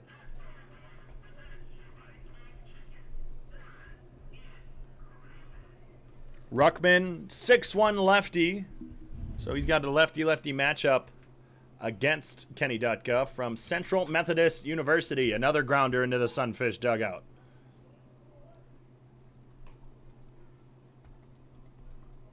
And now it's spelt differently. It's Gannon Ruckman. And you might think Gannon, well, we have a Gannon. It's Gannon Thompson. Well, they're spelt differently. Ruckman is with a O as Dutka flies that one into center field. That's going to fall in front of Eric Mast for a base hit. That's Dutka's first of the day. That's a great way to start the inning for Sioux Falls. It's the 3rd time this game that the leadoff man has been aboard. Only the 2nd time that they've gotten aboard with a hit. The last time, 2nd inning, Will Olsen, who scored the first run of the game. And now it's the Gannon-Gannon matchup. But Thompson takes a pitch from Ruckman outside. Thompson, the Sioux Falls native. Ruckman from Freeport, Illinois. Played for the Central Methodist University Eagles. Did not play this season. Almost hits Thompson inside on the slider. It's now a 2-ball, no strike count.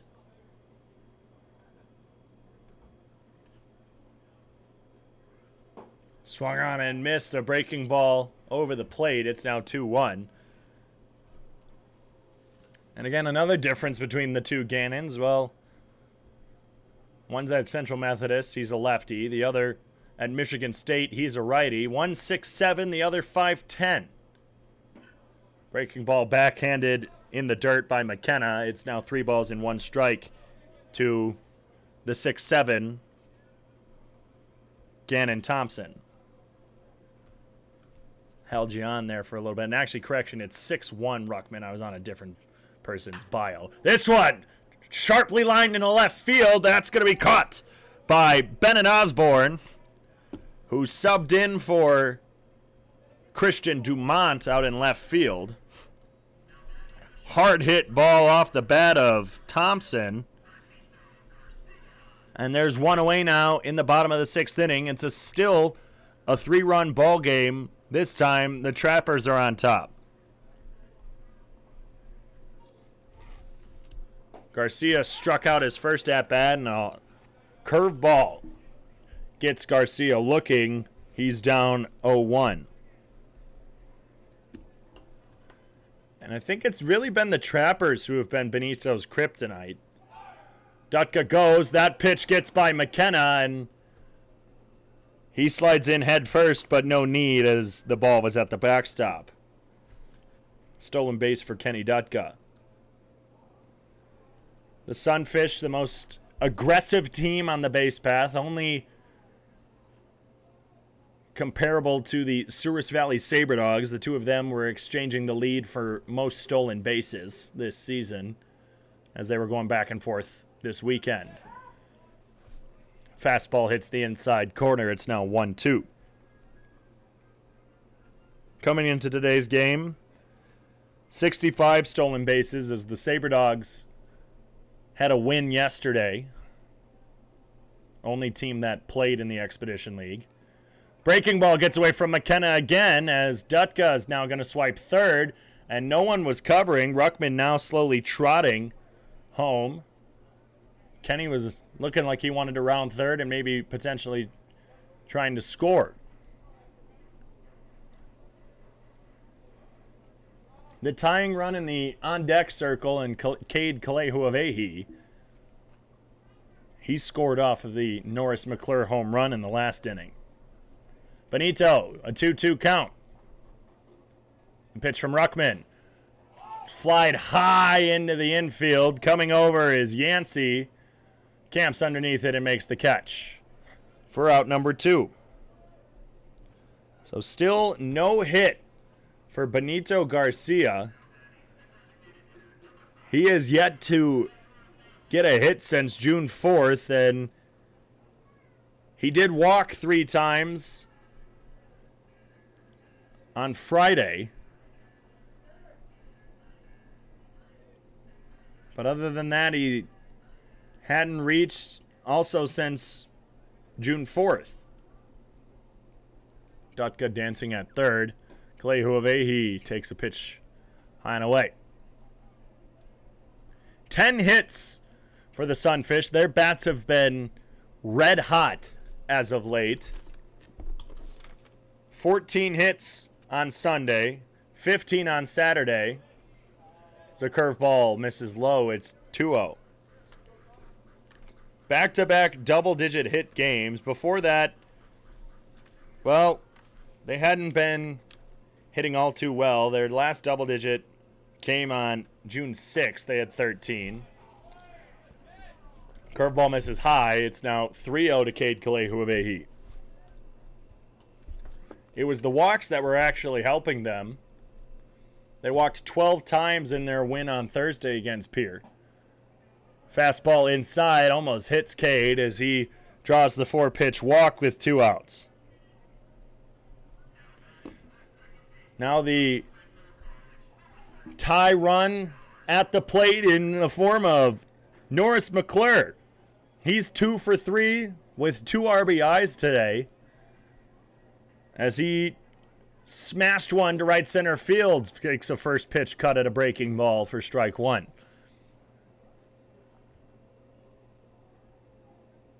The Trappers, surprisingly, with only just 1 error today as they came in tied for third with 36. For most of the season, they were in the lead. Fastball hits the outside corner as McClure's quickly down 0-2.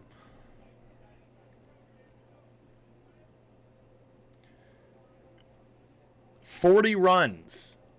A 40-run difference between earned runs and just runs allowed for the Trappers pitching staff. Kalehuavehi goes. This one's hit to the left side. That's through for a base hit. Dutka will score. Cade stops at second. And a 2-out RBI base hit for Norris McClure cuts the deficit to just 2.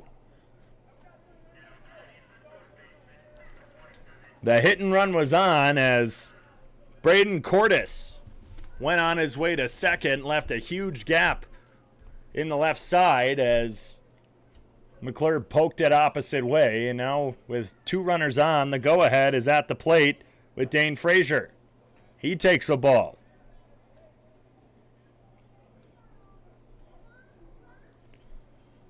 But 40 runs. The Trappers are 9th in the league in runs allowed,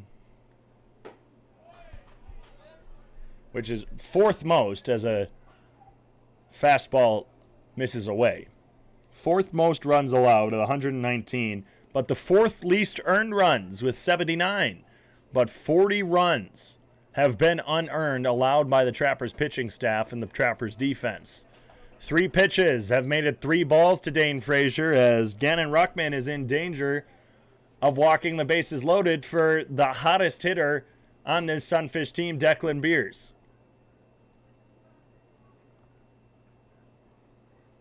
The 3-0 misses high, and he walked him. Time is now called as McKenna is going to walk out to calm his pitcher. A leadoff single by Kenny Dutka as coach is going to come out as well. There's going to be an infield meeting. Dutka led off this inning with a single and then 2 quick flyouts. Looked like Kenny Dutka was going to be stranded out there as the 6th, 7th runner left stranded. But a walk by Cade Kalehuavehi and a single by Norris McClure have scored 1 already in the bottom of the 6th inning, and Dane Frazier walked with 2 outs. And just like the Trappers in the top half of this inning, a lot of the action coming with 2 away. It's actually fairly similar, as Cole Yancey led off the 6th with a single, and he was the first runner to score with 2 outs before 3 others crossed. Beers takes a curveball inside for ball 1.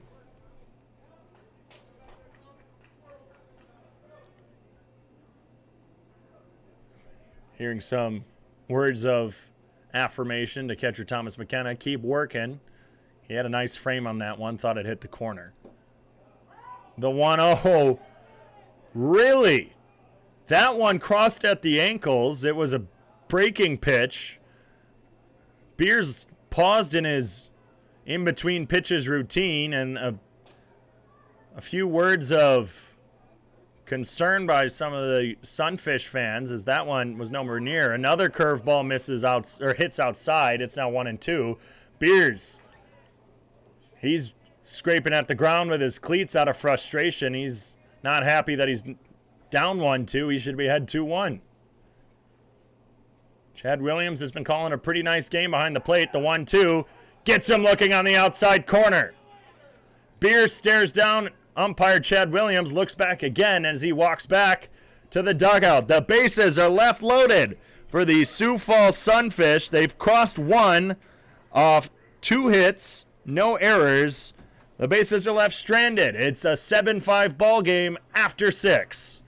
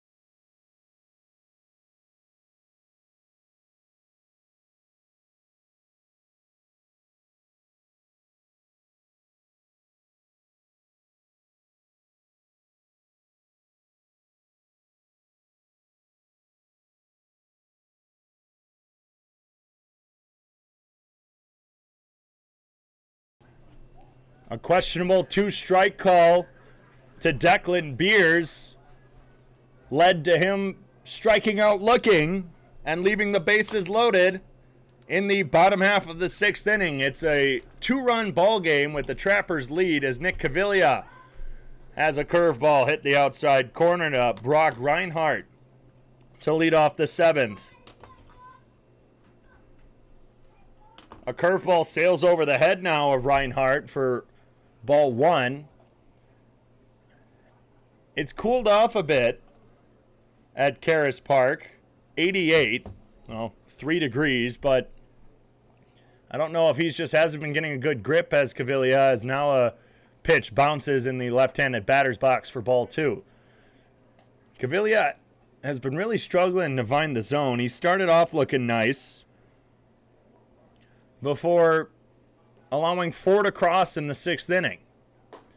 Fastball swung on and missed by Reinhardt. The count's now even at 2. Mitch Stone pitched 5 innings of 3-run baseball. The 2-2 misses in the dirt. It's now a full count.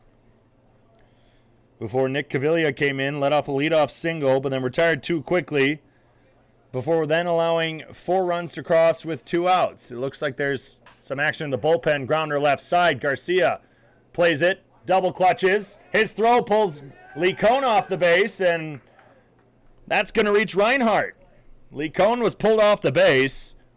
Tried to do a swiping tag on Reinhardt, who, even if he had touched him, it didn't look like he made any contact. It would have been late. An E6 gets Reinhardt aboard to lead off the inning. All but 2 innings have featured a leadoff trapper reaching, this time in the form of Reinhardt, as Cole Yancey, who led off with a single, swings through a curveball. Led off with a single in the 6th inning, later scored. He's responsible for 2 of the 7 runs today. Fastball misses away. It's now 1-1. So really, take Yancey out. Don't allow him to score twice. And, well, we got a tie ball game. Don't know how that would actually work. Pitch misses away again. It's now 2-1.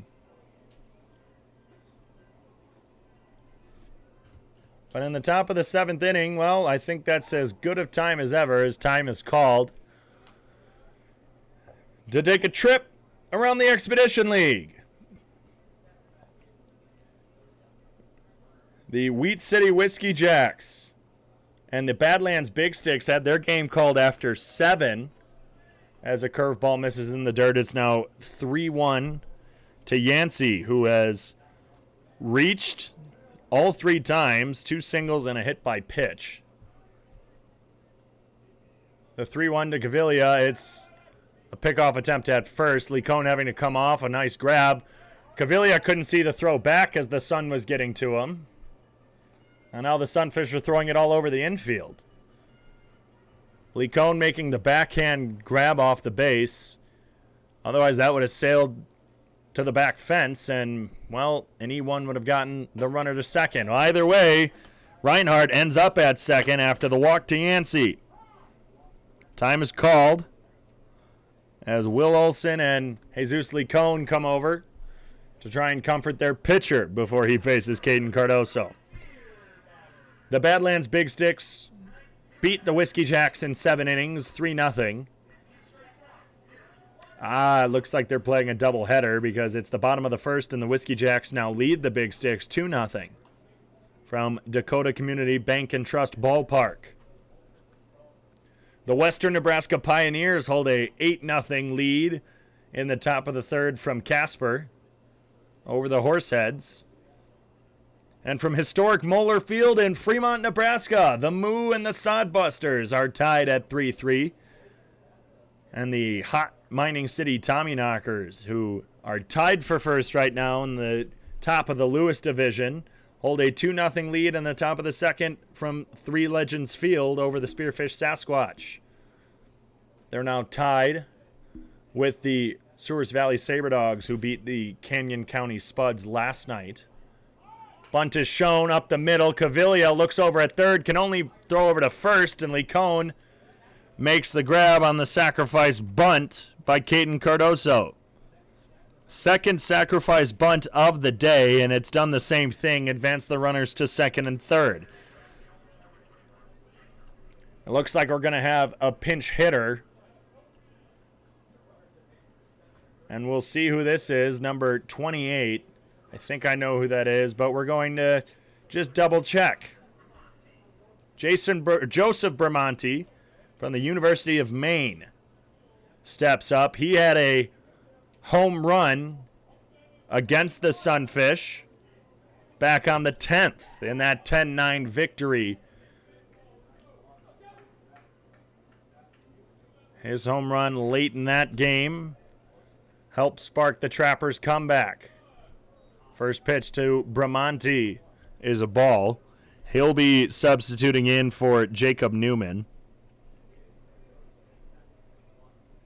And we'll see if Bramante goes into right field as he takes a fastball away. It's now 2-0.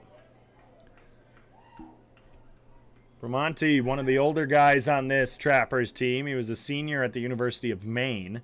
6'5", 230 from North Andover. Drives this one. Left center field and deep.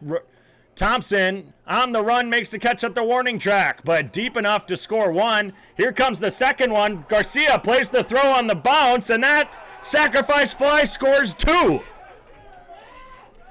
Reinhardt scored easily from 3rd, and Cole Yancey put the horses on as the deep fly ball to the warning track got him in from 2nd as Thompson couldn't make the transition in time, and a sacrifice fly makes this a 9-5 game with 2 outs in the top of the 7th.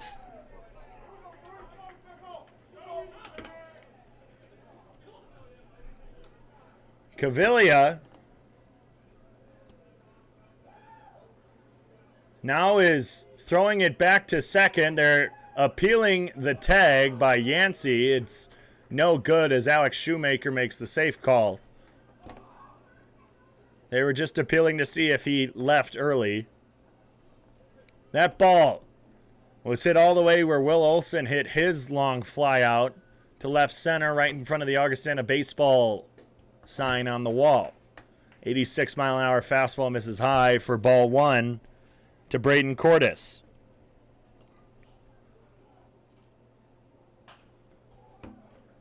Swung on and hooked out of play off the bat of Cordes. He's has a hit by pitch in the 6th inning. He came around and scored. Otherwise, a strikeout and a sac fly of his own. Pitch misses away. The Sunfish always seem to struggle when they're hitting well, except the past couple games, but 11 hits and they're still down as another foul ball brings the count to 2 strikes.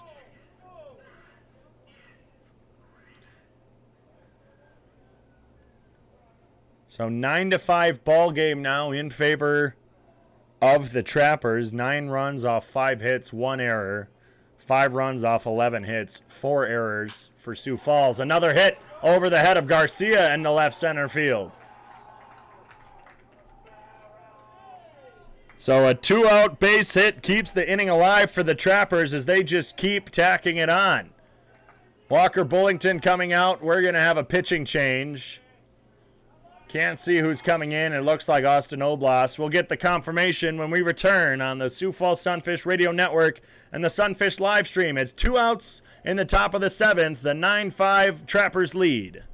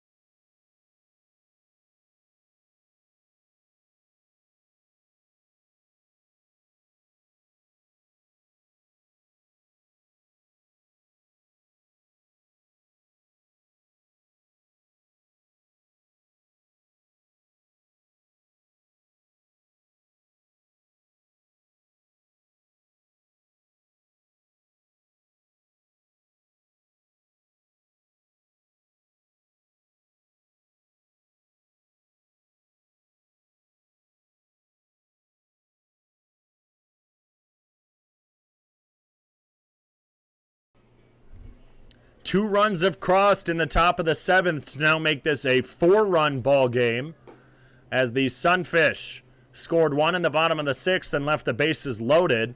It's now 9-5 as Austin Oblast subs in for Nick Cavilla. Oblast from the University of Texas, Rio Grande Valley, the 6'5 righty, is 1-0 on the season, a 2.45 ERA. In 4 games, 7 1/3 innings pitched, 11 strikeouts, 6 walks, and 5 hits. His last appearance was on Thursday against the Trappers in the 10-9 victory. He pitched 2 2/3 inning of relief. He couldn't complete the 3 innings as he was subbed out for Kenny Dutka, who came in with the save. Allowed 3 runs, 2 of them earned off 4 hits, 1 walk, 2 strikeouts in 14 batters faced. his first batter faced tonight, the catcher Thomas McKenna.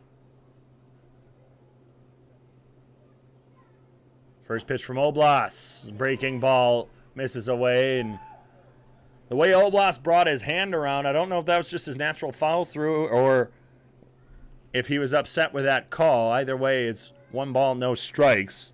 Braden Karras is on first after having singled with 2 outs. Fastball hits for a strike. Brock Reinhardt kicked off the inning, reaching on an E6. And a walk to Cole Yancey. They were the 2 runs who scored after a sac bunt, advanced them to second and third, and a long sac fly by pinch hitter Joey Bramante. Off the end of the bat from McKenna. Hooking foul, giving chase was Beers as he could not make the sliding catch in foul territory down the right field line. It's still a 1-2 count now to Thomas McKenna.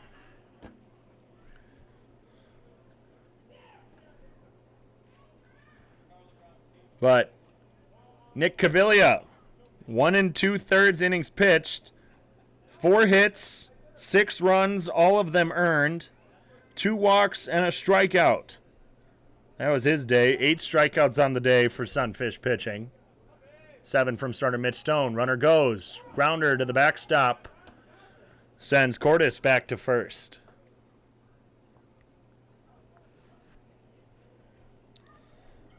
Least amount of stolen bases coming into today's game for the Trappers. They've been fairly aggressive today.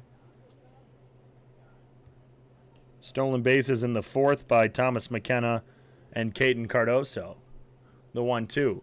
This one now drilled fair into right side, drifting foul, and that's past Beers. It was fair, but hooked foul at the last second. Beers making the run and the dive again, and it's just out of his outstretched glove. The ball thrown back into play by what looks like Asante Wilson from the Sunfish bullpen. McKenna staying alive. And we go back to the 6th inning where the Sunfish, with 2 outs and one run already scored, had the bases loaded. Declan Beers had a 1-1 count.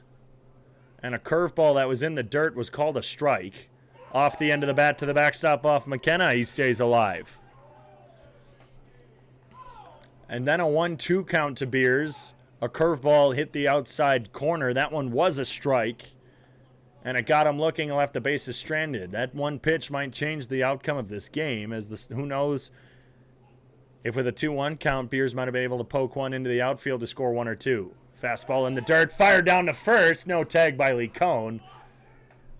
Karras was far off the base. It's a 2-2 count.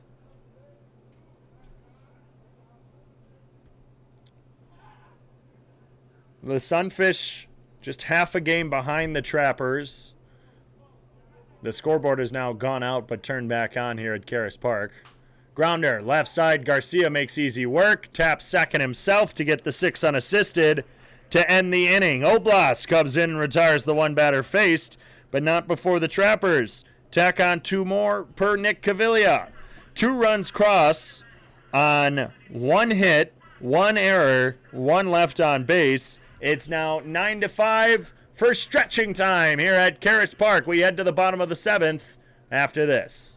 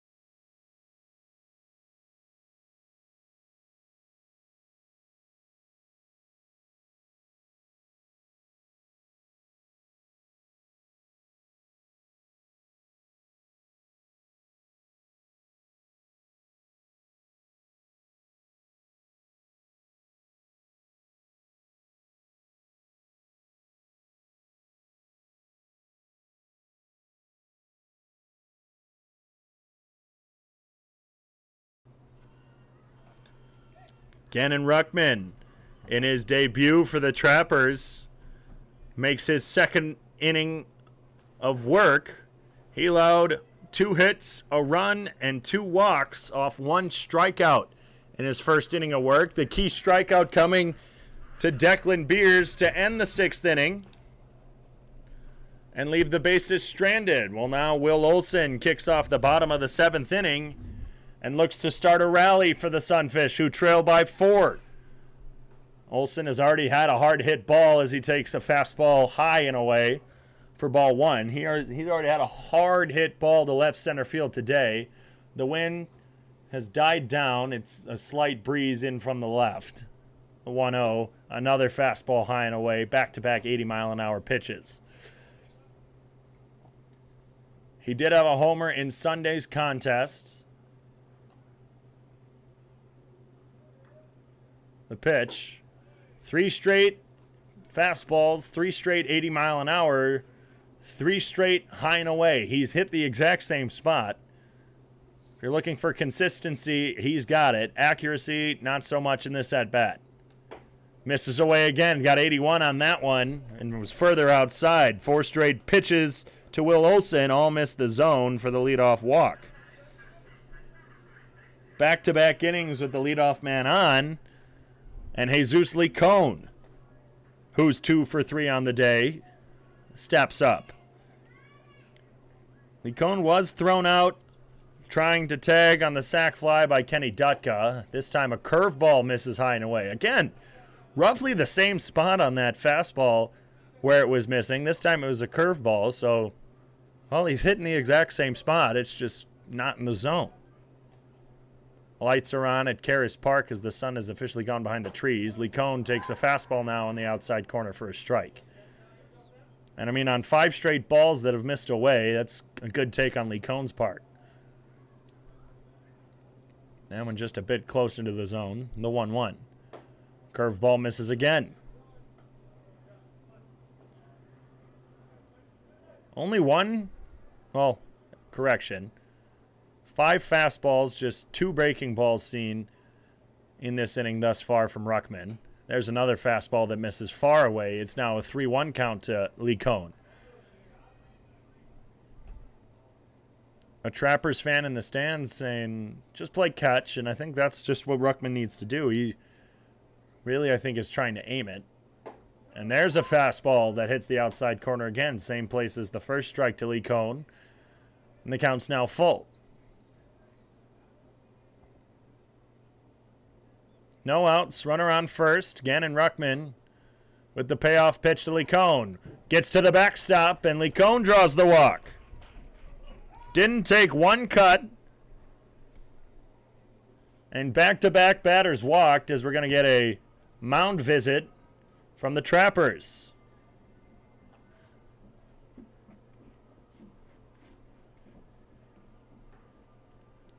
Looks like or it sounds like, and now I can kind of see, you can just see into the Trappers bullpen, the head peeking out, so I can't see any numbers. I did hear the pop of the glove, which confirmed that there was someone warming up, as we just have a quick mound visit.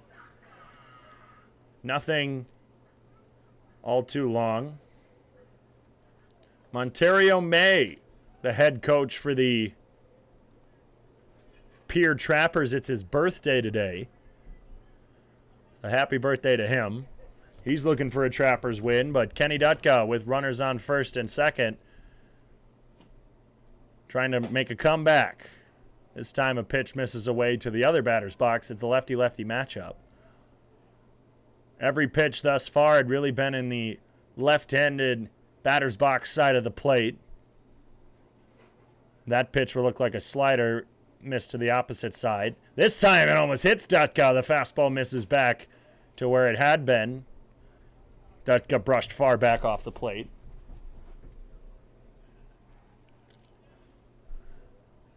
A 2-0 now to Kenny.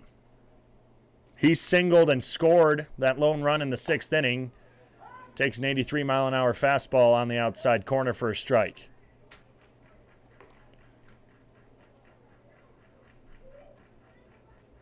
A strikeout, a single, and a run, and then an RBI sac fly for Kenny Dutka today. As another fastball hits the outside corner, it's now 2-2.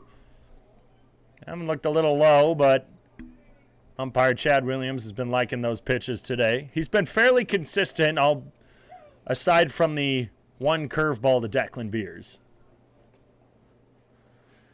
The 2-2 misses high, and Dutka now brings the count full again. Ruckman's pitch count this inning, he's threw 4 balls to Olsen, threw 6 to Lee Cohn on the full count walk, and now he's thrown 5 to Kenny Dutka. The payoff pitch. Walked him. That almost hit Kenny. And now, with no outs, the bases have been walked loaded by Gannon Ruckman, and Gannon Thompson comes up for Sioux Falls. No mound visit this time. I think they're going to give him Thompson. Thompson flew out to left in his last at-bat. He has a strikeout today, 0 for 3. Bases loaded, check swing by Thompson. The fastball hits the outside corner for strike 1. Thompson had been fairly streaky thus far, making his debut on the 4th against the Trappers, getting 1 single, an infield hit. Drives this one into right field. That's carrying, and that's over the head of Newman. Or rather, Bramante. 1 run scores. Lee Cohn rounding third, the cutoff, and McKenna can't make the tag. Did he swim around it? No, he didn't. The out is called. Lee Cohn had a nice swim move, and Thomas McKenna didn't look like he made the tag as he swam around the tag of McKenna. 1 run does score. Lee Cohn is called out. Dutka ends up at third on the Thompson double. Lee Cohn out trying to score. Kenny Dutka had taken a hard round around second base. He was almost on his way to third. He pumped the brakes as he wasn't sure if Lee Cohn was going to go, because by the time Kenny was almost to third, Lee Cohn was just rounding third, and the throw in from, I believe that's Bramante out there. Nope, Bramante's at third, so I wonder who they bumped out to right, because I don't see Caden Cardoso out there either. Breaking ball to Benito Garcia is called a strike. Yeah, Joey Bramante's at third. We still have... Or Joey Bramante looks like he's subbed in at third. We have Braden Cordes at short. Breaking ball misses high. Cole Yancey's at second. Number 35, Nick Strong, is at first. Now, I don't have binoculars to see into the outfield. We'll have to try and check some of this. Breaking ball gets away from McKenna. Here comes Dutka, and the run will score. It's now a 2-run ball game as 2 have crossed here in the bottom of the 7th inning. Gannon Thompson makes his way to third, and with 1 out, the tying run is at the plate. It's a 2-1 count to Benito Garcia, still in search of his first hit in several games. 2 balls, 1 strike to Garcia. Runner 90 feet away, swings through a fastball. It's now an even 2-2. We have confirmed that Christian Dumont is no longer in left field. That was Bennett Osborne. That was early on in this game. Jacob Newman was pinch hit for by Joey Bramante, who appears as he's at third. Fastball misses high and away. It's now a full count to Benito Garcia. The only runner who has been retired today, only batter who's been retired in this inning, has been Jesus Lee Cohn, who on the double by Thompson tried scoring and was tagged out. The payoff pitch drilled up the middle. Yancey still playing behind second, fields it, fires it over to first, keeps Thompson at third. Cole Yancey, anytime Garcia steps up, has been right behind second base, and Garcia has had a couple hits straight up the middle. In fact, 3 of his 4 outs, the lone one being a strikeout, have been to second base. A liner right up the middle to Yancey, who was playing behind second, a fly out to Yancey, and now a ground out to Yancey. Cade Kalehuavehi steps up with 2 outs, run around third. Cade has reached every time as he takes a curveball that just misses the outside corner.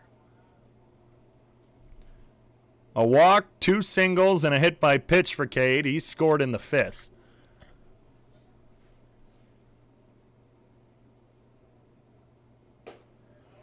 Fastball misses away. It's now 2-0. As Ruckman, who started off shaky with 3 straight walks, then allowed a double, and I think it was just the tag out on Lee Cohn might have given him the confidence because he's been finding the zone a lot better.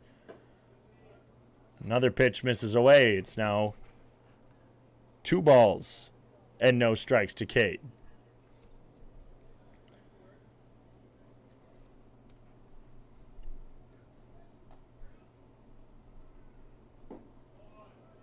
Actually, that was 3 balls. It's now a 2-out walk for Cade Kalehuavehi. That's the 4th of the inning, and doesn't appear like any pitching substitute is going to be made as Norris McClure, the lefty-lefty matchup, steps up. And down by 2, the go-ahead run at the plate, and McClure, who already has a home run today. There goes Kalehuavehi. McKenna is just going to shift his feet a little bit, pulled his arm up, did a little shuffle in front of the plate, but didn't make a throw, and now both runners are now in scoring position. 2 have crossed thus far in the 7th inning for the Sunfish. It's a 9-7 ball game.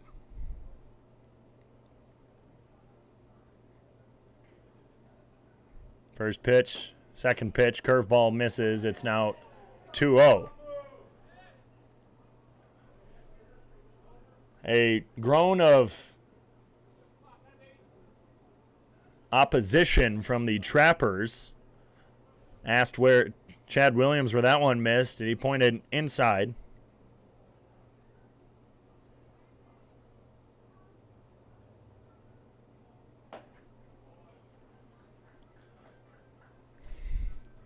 It's now 3-0 to Norris McClure. As a curveball misses away, point streak is down again. Of course, it's 9 o'clock. Why would it be up? The 3-0. Almost hits him. He draws the 2-out walk himself, does McClure. And now with 2 outs, time is officially going to be called, and we're going to have the substitution. Who will it be? We will see. 2 runs have crossed. It's a 2-run ball game in the bottom of the 7th with 2 outs, bases loaded for the Sunfish. We'll be back on the Sunfish Radio Network and the Sunfish live stream.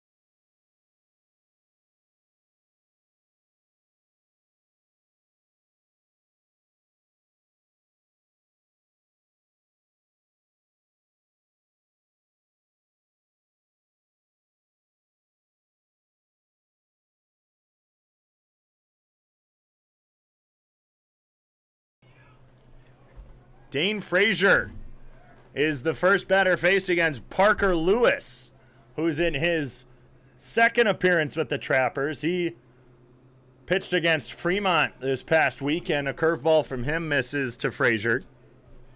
And I can't really look up Lewis's stats because, well, point streak's down.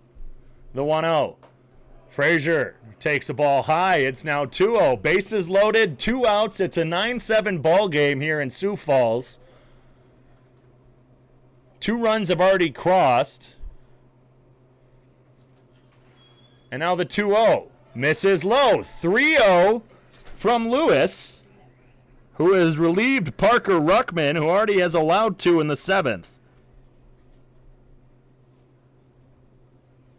The 3-0. 4 pitches, he walked him.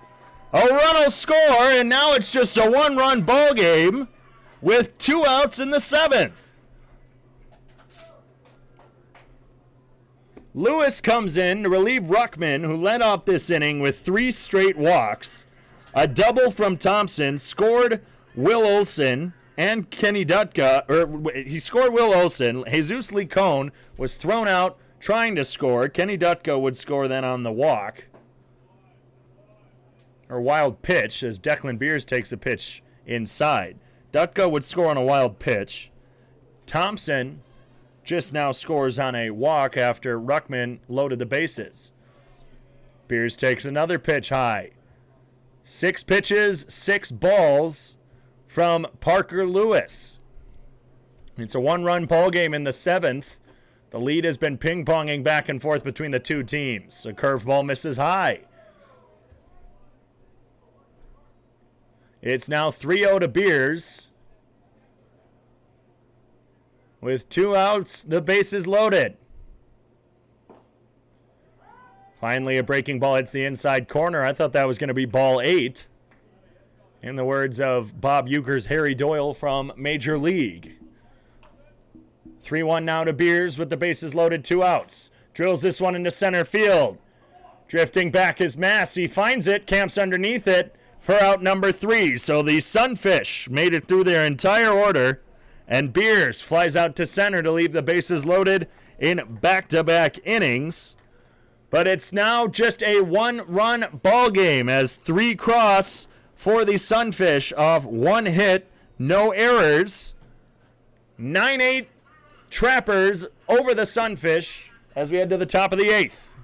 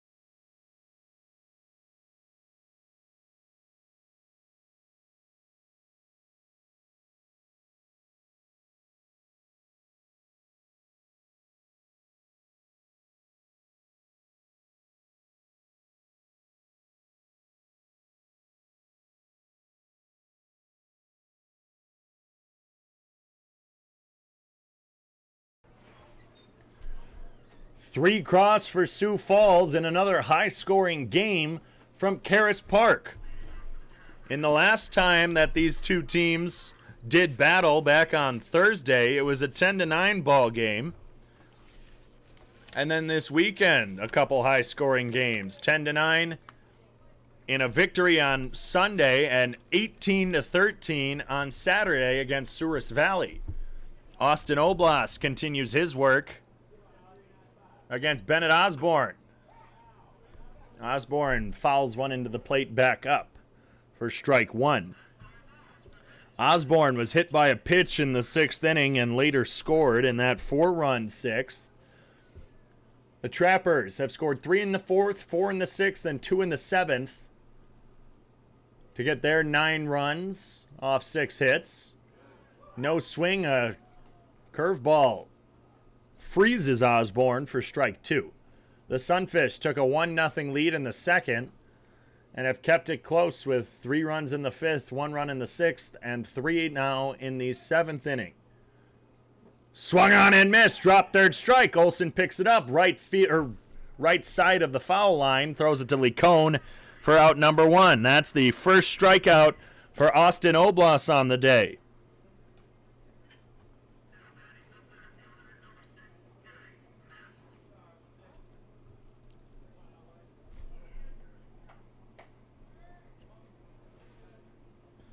Now up, Eric Mast, who's been very active out in center field, running all over the place, chasing things down. It's a lefty-righty matchup. His check swing, third base side, that's going to bounce foul. Dane Frazier confirms it. The check swing, Mast realized that, oh, this one might stay fair, and he took off from the left-handed batter's box. Again, just talking about his speed. By the time Frazier played it off of the second bounce, Mast was basically on first. Late game comeback for Sioux Falls in their second victory against the Trappers, which was that 10-9 win. A fastball hits the outside corner from Oblast. It's now 0-2 to Mast.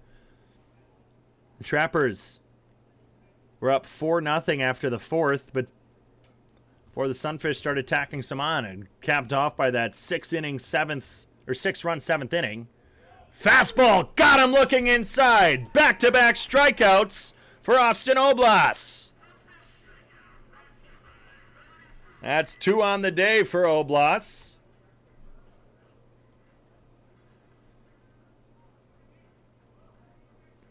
And now, coming up is Nicholas Strong, who's 0 for 3 with a hit by pitch. But the Trappers did hold that 6-0 lead after 5.5 as a breaking ball misses low to Strong. Then the Sunfish would go on, make it a 6-1 ball game in the 6th, and then scoring 6 runs, 3 off the walk, 3 off of a 2-out double by Jesus Lecone. This time a curveball hits inside. It's 1-1. Then the Trappers would tie up the game before a 3-run 8th inning would put them ahead. 2 runs would cross in the 9th before the Sunfish slammed the door with Kenny Dutka to keep that 10-9 game on Thursday. Pitch missed low. It's 2-1.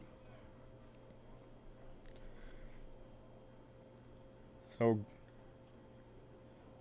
the score for the Sunfish to win would have to be 10 or more to 9. A fastball just misses. I'm going to say low. Austin Oblas stood there and looked at the home plate umpire, Chad Williams, for a second or two longer, wondering where that missed. Austin, or rather, Will Olsen. High chopper, third base side. That's going to bounce foul into the glove of Dane Frazier to make it a full count. Will Olsen, on that pitch that Oblas was concerned about, was asking where that missed, as Strong is taking his sweet time walking back to the batter's box. Oblas staring him down the entire way, wanting to get this pitch going. Oblas pitches out of the stretch in relief. He's already looking in as Strong takes a look at his bat. A quick practice chop before stepping in. Oblas sets, fires. This one drilled foul. Sounds like something just got hit before it bounced back in, and it was the Pierre Trappers who last week, off the bat of Bennett Osborne, broke one of the lights here at Karras Park. Someone said, well, you have to pay for that. I wonder if something else happened. The payoff pitch. Lost him. Breaking ball in the dirt, rolls to the backstop. Strong tosses his equipment, so Olsen sprinted back to get it. There was no rush.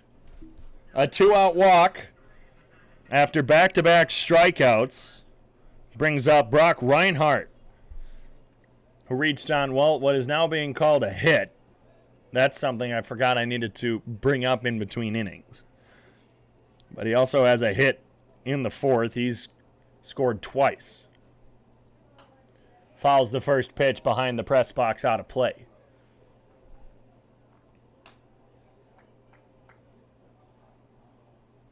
Oblas, one of the many Texas boys on this lineup. I was talking to another Texas boy, Tanner Wilson, about the heat earlier today. He's like, this is beautiful. Fastball held on a bit too long as Oblas even pats his chest. That's on me. It went into the dirt. It's a 1-1 count. Tanner Wilson. He's also got the thickest Texas accent you could really imagine. He was like, oh, there's nothing wrong with this heat. Another pitch misses low and inside. 2-1.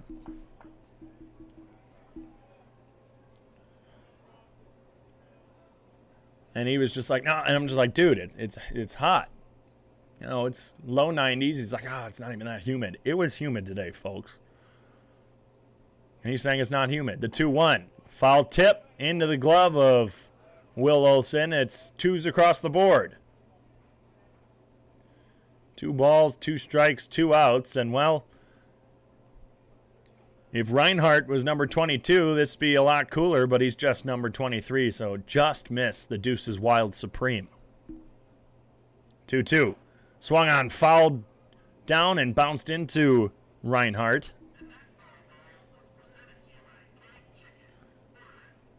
But, yeah, it was hot. I was overheated. But it's what the Sunfish have been dealing with. A lot of humid days, a lot of high temperatures. I can't remember the last day where it was really anything lower than 90. The 2-2 misses away. It's now full count. Well, Saturday it was 87 and sunny. Friday it was 81 and sunny. I don't remember it being that cool on Friday. It felt a lot hotter. But, of course, that series against Pierre, in Pierre, that Monday, it was 99. Pitch drilled high to the left side, out of play. I lost it.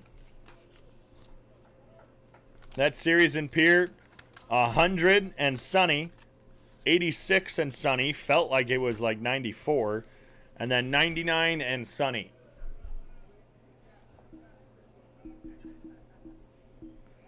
The payoff pitch. Lost him. Back-to-back walks after back-to-back strikeouts from Oblas. It's a one-run ball game. The Trappers lead 9-8 here in the top of the 8th inning. 2 outs now, runners on first and second for Cole Yancey. Yancey has scored 3 times after he walked in the 7th and scored from second on the long sac fly by Joey Bramonte. Olsen and Oblas give knucks at the mound as Olsen walks back to his spot behind home plate.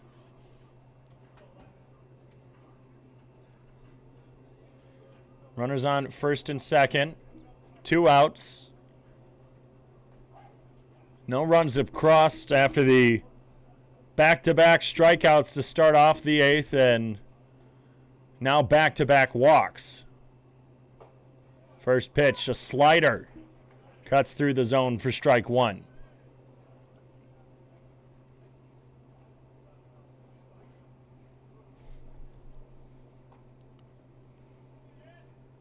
Ten strikeouts on the day for Sunfish pitching.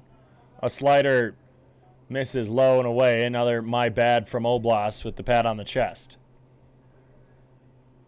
Wind picking up, blowing in from left field. Balls have been carrying, but mostly on power tonight after a strong win this weekend against Souris Valley was carrying them. This one drilled high and deep to left field. Going back is Duck on the run. He makes the grab. right in front of the warning track. A good catch over the shoulder by Kenny Dutka prevents 2 runs from crossing. So no runs off, no hits, no errors, 2 left on after back-to-back strikeouts to lead the inning led to 2 straight walks, and a nice running grab by Kenny Dutka keeps the runners on. It's still a 1-run ball game as we head to the bottom of the 8th inning.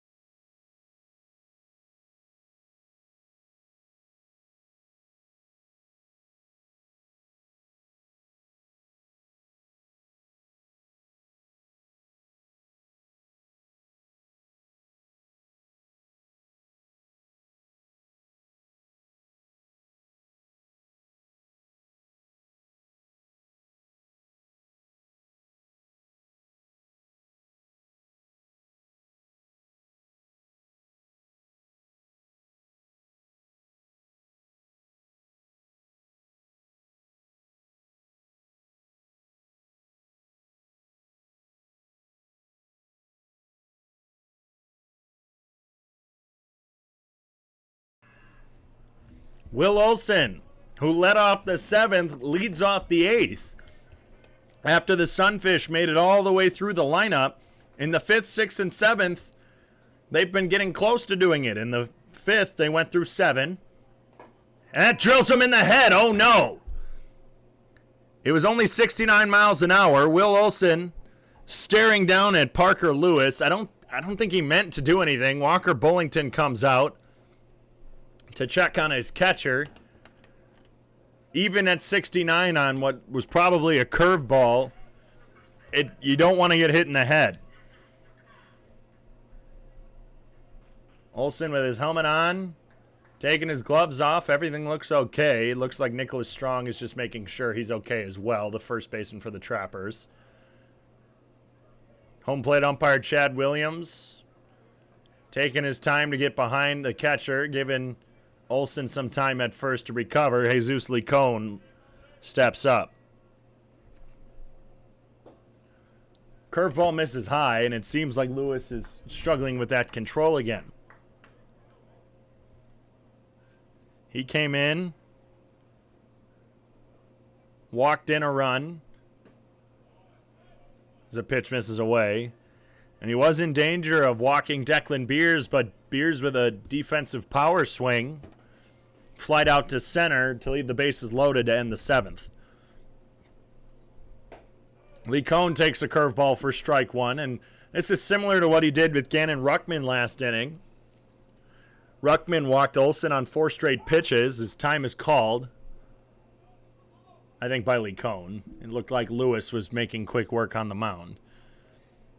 But after 4 straight pitches to Will Olsen last inning and 2 straight balls to Licone, he waited to take a strike, and now he takes another breaking ball low. 3-1 now to Jesus Licone. Will Olsen, first pitch, hit him in the head. He's now at first, and there he goes. Pitch in the dirt to Licone. And either way, Olsen was ending up at second. Licone draws the walk, and now the first 2 are on board again for Kenny Dutka. Dutka walked in his last appearance last inning, ended up scoring. Out of the first 3 to reach last inning, Will Olsen, Jesus Licone, and Kenny Dutka. Licone was the first one who was walked who did not score. Dutka, pitch gets away from McKenna, runners advance. A breaking ball got by McKenna, now the tying run just 90 feet away. Licone on the double by Gannon Thompson tried scoring. He would have been, well, if he had scored, it'd be a 1-run lead for the Sunfish as 2 more would go to score. But he was thrown out.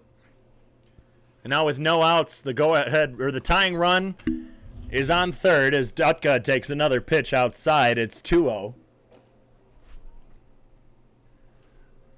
And the go-ahead run is on second in the form of Lee Cohn, who's about halfway down to third. Pitch gets out of the hand of Lewis. Almost sails over the head of McKenna. 3 balls, no strikes to the Sunfish left fielder.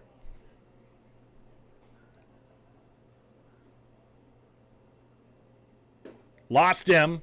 Dutka draws the walk. Time is called. It looks like there's going to be a mound visit by just McKenna.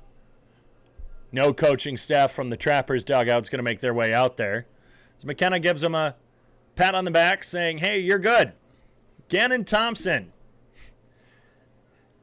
with no outs and runners on all bases, there's going to be a pinch runner for Jesus Licone, and it looks like it's Blake Burrows.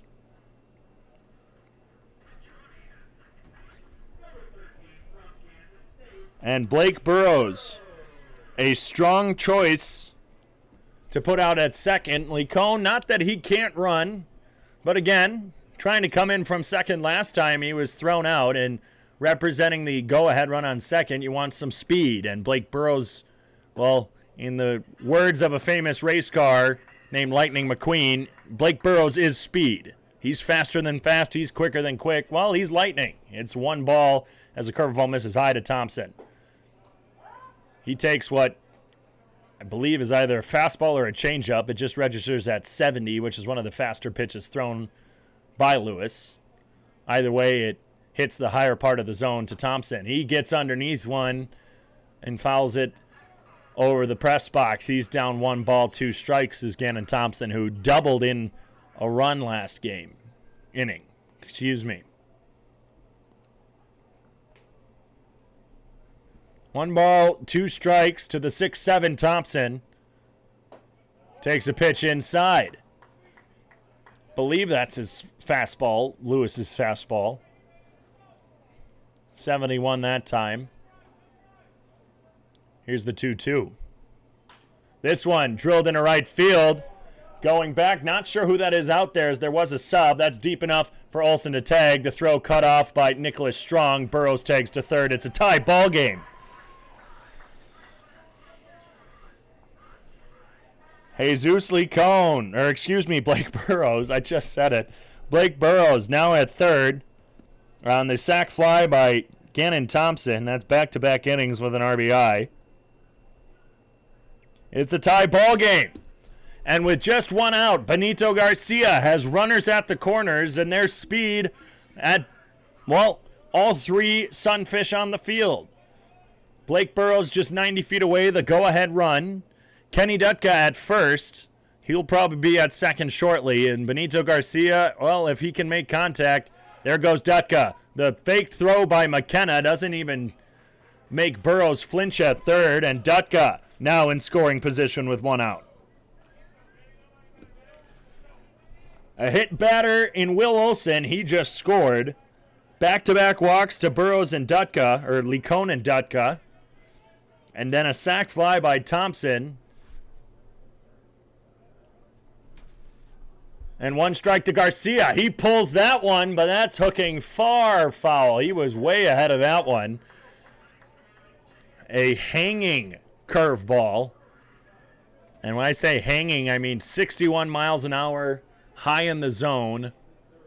Benito wanted all of it, and he was far ahead of it. It's a 9-9 ball game in the bottom of the 8th inning after the sac fly from Thompson. The 0-2. Curveball misses inside. 60 on the radar gun.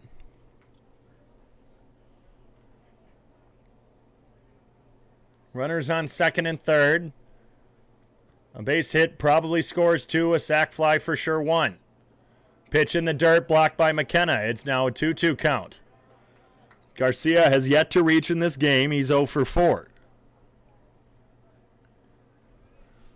Burrows not too far off the base at third as Joey Bramante is playing close to the infield grass.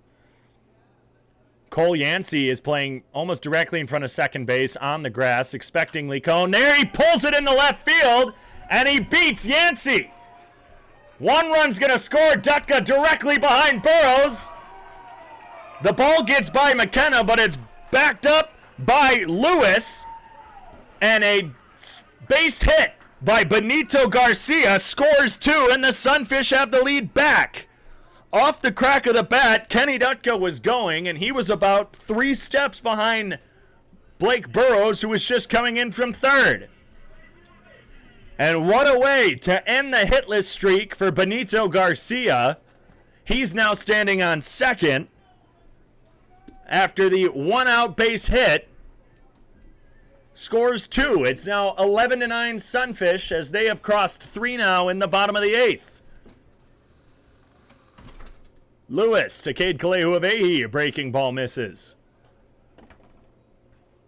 He kind of put his hand up wondering, well, where did that one miss? Both teams haven't been happy with the outside pitches. Garcia at second. When he gets on, he can steal the bases and steal them well. Lewis steps off and checks back before looking back in at Cade Kalehuavehi. 3 have crossed thus far in this inning as Cade Kalehuavehi swings through a curveball. Olsen led it off with a hit by pitch. Back-to-back walks to Jesus Licone and Kenny Dutka put the bases loaded. Blake Burrows was then pinch run for Jesus Licone as a fastball misses for ball 2. And then a sac fly by Gannon Thompson moved Burrows over to third and scored Olsen to make it a tie ball game before the base hit by Benito Garcia drove in 2. Another pitch misses. It's now 3-1 to Kalehuavehi.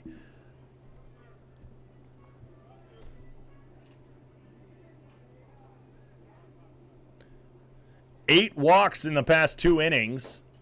As a curveball just hits the zone, it's now a full count. 8 walks and a hit by pitch. And the Sunfish, for the second time against the Trappers, have taken advantage of the base on balls. The payoff pitch. Swung on left side. That's going to get through. Oh no, a diving stop by Karras, but he's in the outfield grass. Garcia made a nice pirouette as he was rounding third. I'm pretty sure he backed into the base before turning and looking home. Now runners at the corners with the 1-out base hit by Cade Kalehuavehi. That was a nice diving stop by Karras deep in the hole. And there is someone coming in potentially for a pitching change. He's kind of hesitating, but he's given the ball, and that's it for Lewis. So a pitching change from Karras Park. There's just 1 out, runners at the corners. The Sunfish have taken a 2-run lead after crossing 3 so far. We'll see who this pitcher is right after this on the Sunfish Radio Network and the Sunfish live stream.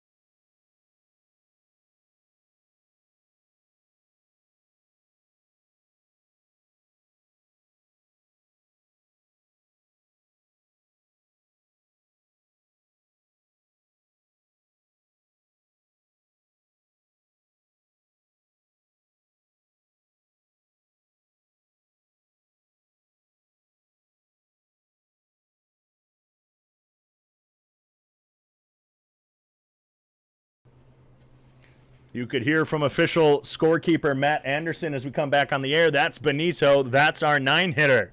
That's right. He's on third. He drove in 2 to give the Sunfish a 2-run lead.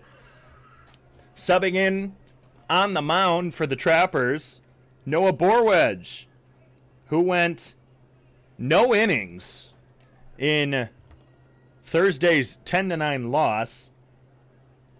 He let 4 cross off 3 walks, or 5 cross actually, excuse me, off.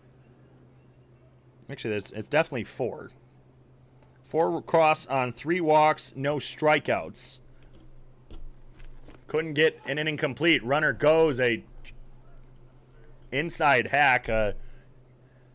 Definitely wanted a piece of that one, but a quick swing inside, couldn't get it. Swing from Norris McClure puts him down, no balls, 1 strike as Cade Kalehu-Avehi heads to second. The infield all playing on the grass. Borwedge calls time, asks for his catcher to come out. Go over the signs again. Well, how did we get here? I'll get you that in just a moment.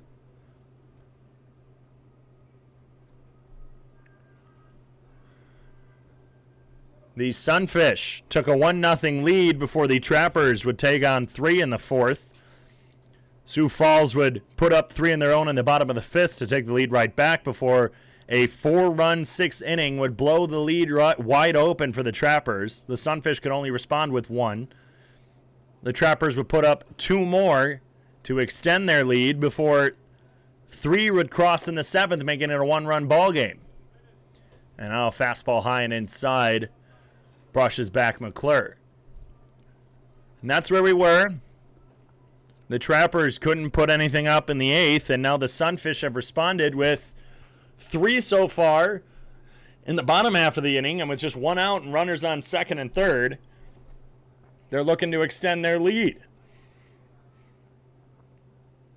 Pitch in the dirt, stopped by McKenna. The stop sign given by McClure to Benito Garcia at third. It's now 2 balls and 1 strike.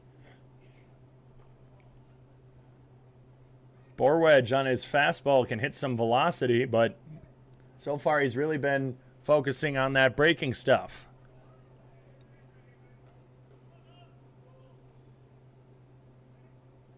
The 2-1 swung on and missed, a fastball.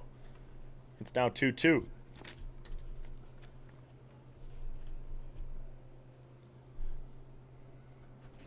And this will mark one of several games in just the past week where the Sunfish have had to come from behind to win. The 2-2 misses low and away. Another stop by McKenna. It's now a full count. There was the walk-off win on Sunday. Obviously the loss on Saturday. The Sunfish were down 1-0 before scoring 5 unanswered in the 5-1 victory against the Sabre Dogs on Friday. And of course the 10-9 late inning comeback. Swung on and missed. Out number 2 comes in the form of a strikeout by Norris McClure. First batter faced by Noah Borwedge strikes out swinging. Dane Frazier steps up now with 2 out, runners on first and second. And the Sunfish with that walk-off on Sunday are now 1-1 in extra innings, having lost to the Whiskey Jacks a few weeks ago. Curveball hits the outside corner to Dane Frazier. Frazier walked the last 2 innings, was stranded on first both times after flying out twice and grounding out once before.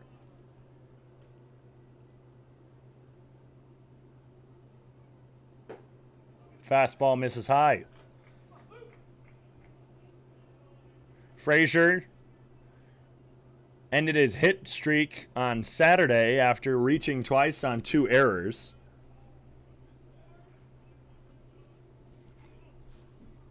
Looking to start that hitting streak again.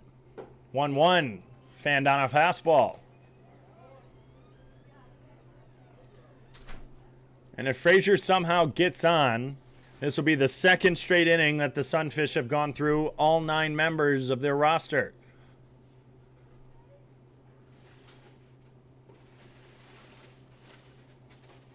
The 1-2.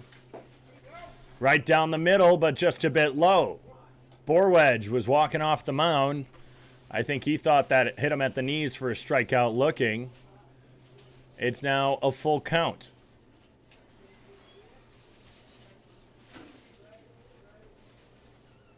$11 runs off 14 hits for Sioux Falls tonight. Swung on, left side. Karras fires over to first in time for out number 3. But the Sunfish take the lead back. 3 runs cross off 2 hits, no errors, 2 left on base. Can they hold on to this lead? Austin Oblast walks back out in a similar fashion to what he did on Thursday. Can he keep it? The 2-run lead we'll see as we head to the top of the 9th from Sioux Falls.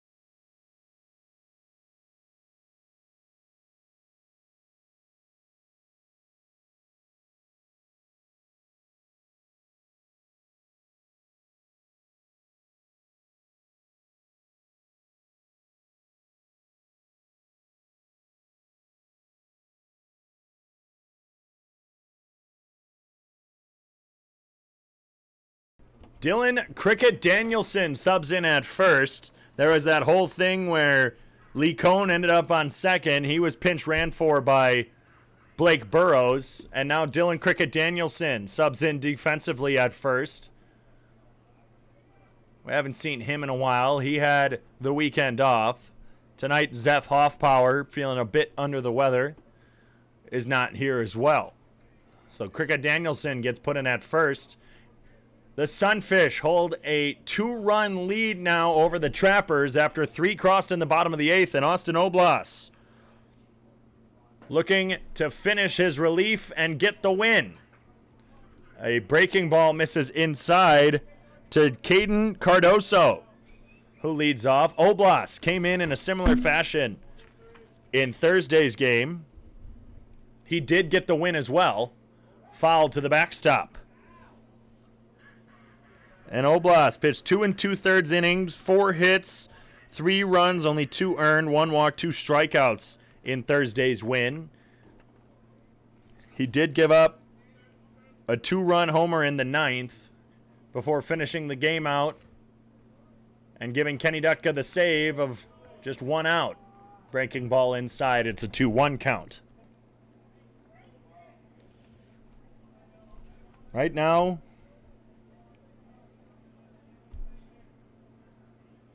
he has 1 1/3 innings pitched. Pitch misses high, if my math serves me correctly. Yeah, 1 1/3. That gets you through the 8th inning. Yep.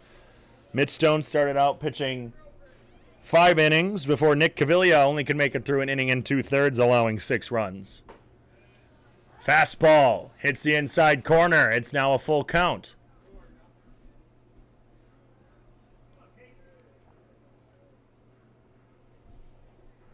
There is some activity in the Sunfish bullpen. Can't see who it is from here. Looks like they might just be playing catch. Payoff pitch. Fouled out of play. Off the building, bouncing back in, and that's going to... Is that caught at the netting? It almost looked like it was going... Oh, where the netting was about to meet the Trappers' dugout. It looked like a trapper made the catch and he gave it to a fan. The payoff pitch from Oblas. Lost him. Walker Bullington coming out from the dugout, making some comments about the strike zone. That just missed inside, and that pitch has been called both ways tonight. There's been a couple times where batters have been rung up and other times where batters have walked, and Walker Bullington still giving his money's worth. He was ejected this past weekend. Joey Bramante takes a strike. Almost in the exact same spot, so you got to wonder where that 3-2 pitch just missed. Bramante had a home run in the third inning of Thursday's game. Check swing, takes a pitch outside for a strike. It was kind of low, and Bramante making a comment to Chad Williams is, well, that was low. That was lower than the pitch you just called a ball, but yet he just called it a strike. 0-2 now to Bramante. Swung on, left side, past the diving glove of Benito Garcia for a base hit. The first two are aboard, and now the Sunfish have allowed the first two runners on, and the go-ahead run at the plate, tying run at first, Dane Frazier and Will Olsen coming to calm their pitcher down, just give him some reassurance. A walk to Caden Cardoso, and then strike zone's kind of been all over the place later on in this game. It was pretty consistent early on, but now a 3-2 pitch just misses inside, gets the Sunfish dugout vocal. And then a pitch to Joey Bramante, which was in almost the exact same place, this time the outside corner, was called a strike, almost even lower. We'll see what happens with Braden Cordes, who steps up with no outs, runners on first and second. He shows bunt.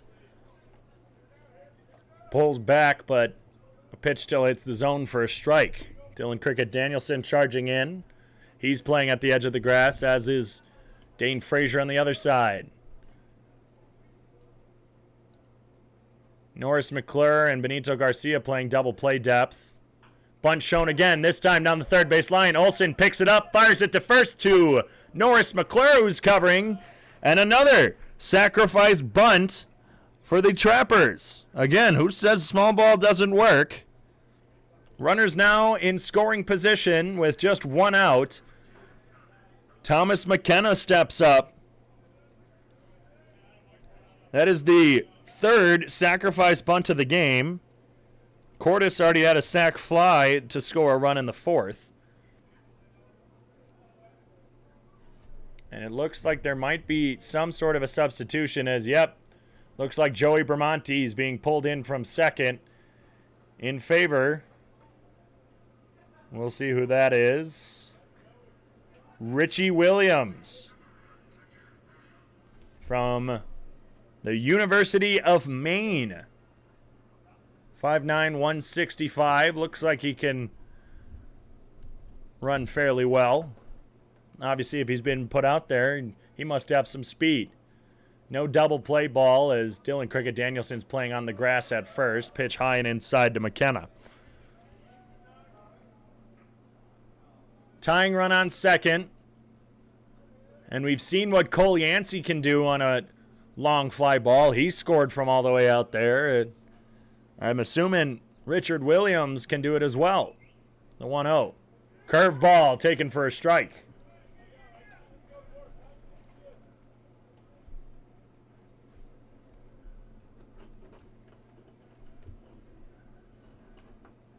Oblas looks in. Again, still some action in the bullpen. I can't tell who it is.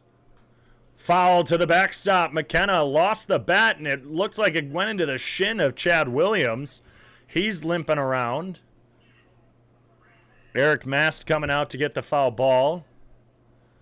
Will Olsen giving the umpire time as he calls time and walks out.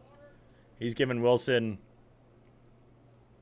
or Williams, rather, a little bit of time to walk around. Walker Bullington coming out himself to deliver some baseballs. Just giving Chad Williams some time after the bat from McKenna. He fouled it. And I think it just slipped out of his hand straight into the shin of Chad Williams. And knowing Walker, usually he gets heated during the games. After the games, he always gives a quick apology to some umpires. And so my guess is he's personally delivering those balls, giving a quick, hey man, sorry, just a little frustrated. And we're back in action. The 1-2 from Oblas. In the dirt, stopped by Olsen. Looked like a fastball in the dirt. It's now 2-2.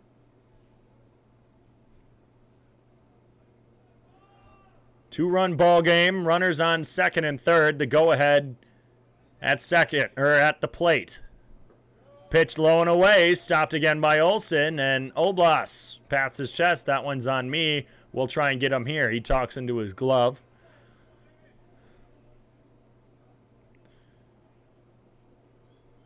Nine, 7-1, 11, 14, 4 runs, hits, errors for the two teams. Thomas McKenna with the 3-2 count. Pitch from Oblas. Payoff. Misses outside, and the bases have been walked loaded. Walker Bullington taking a couple steps out again. But he's walking to his pitcher on the mound, who has just retired one thus far this inning. And very similar to Thursday's game, Oblas in danger of surrendering the lead, and Walker Bullington's going to go with a new arm. With one out, the go-ahead run now on first, with the other two bases occupied by the tying run and just a closure run. Looks like Pistol Pete Wiles going to take the mound. We'll get to him in just a moment as we return on the Sunfish Radio Network and the Sunfish live stream.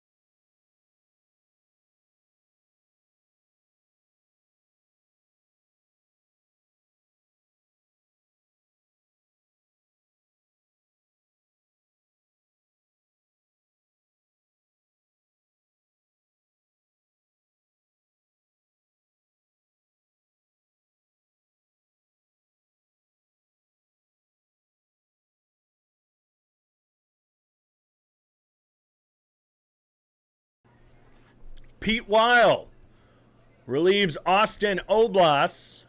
Oblas is still set up to get the win. Now if Weil gets out of this jam, he will be in line for the save. It's a 2-run lead with one out in the top of the 9th inning. The bases are loaded after a leadoff walk to Caden Cardoso, a single by Joey Bermonti. He was pinch run for by Richard Williams. After a sac bunt by Braden Cordes sent them to second and third, and Thomas McKenna just drew the one-out walk. And Bennett Osborne steps up with the bases loaded to face Weil. And Weil, I like this decision by Walker Bullington, as I've talked with Walker and witnessed myself. Weil is a ground ball hitter. Time has been called as Weil had to get the signs again.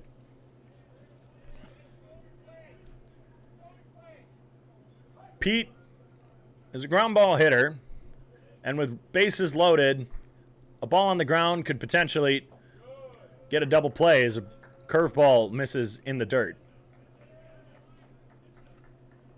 Pete last pitched in Friday's 5-1 victory over Souris Valley. He came in relief of Andrew Garcia.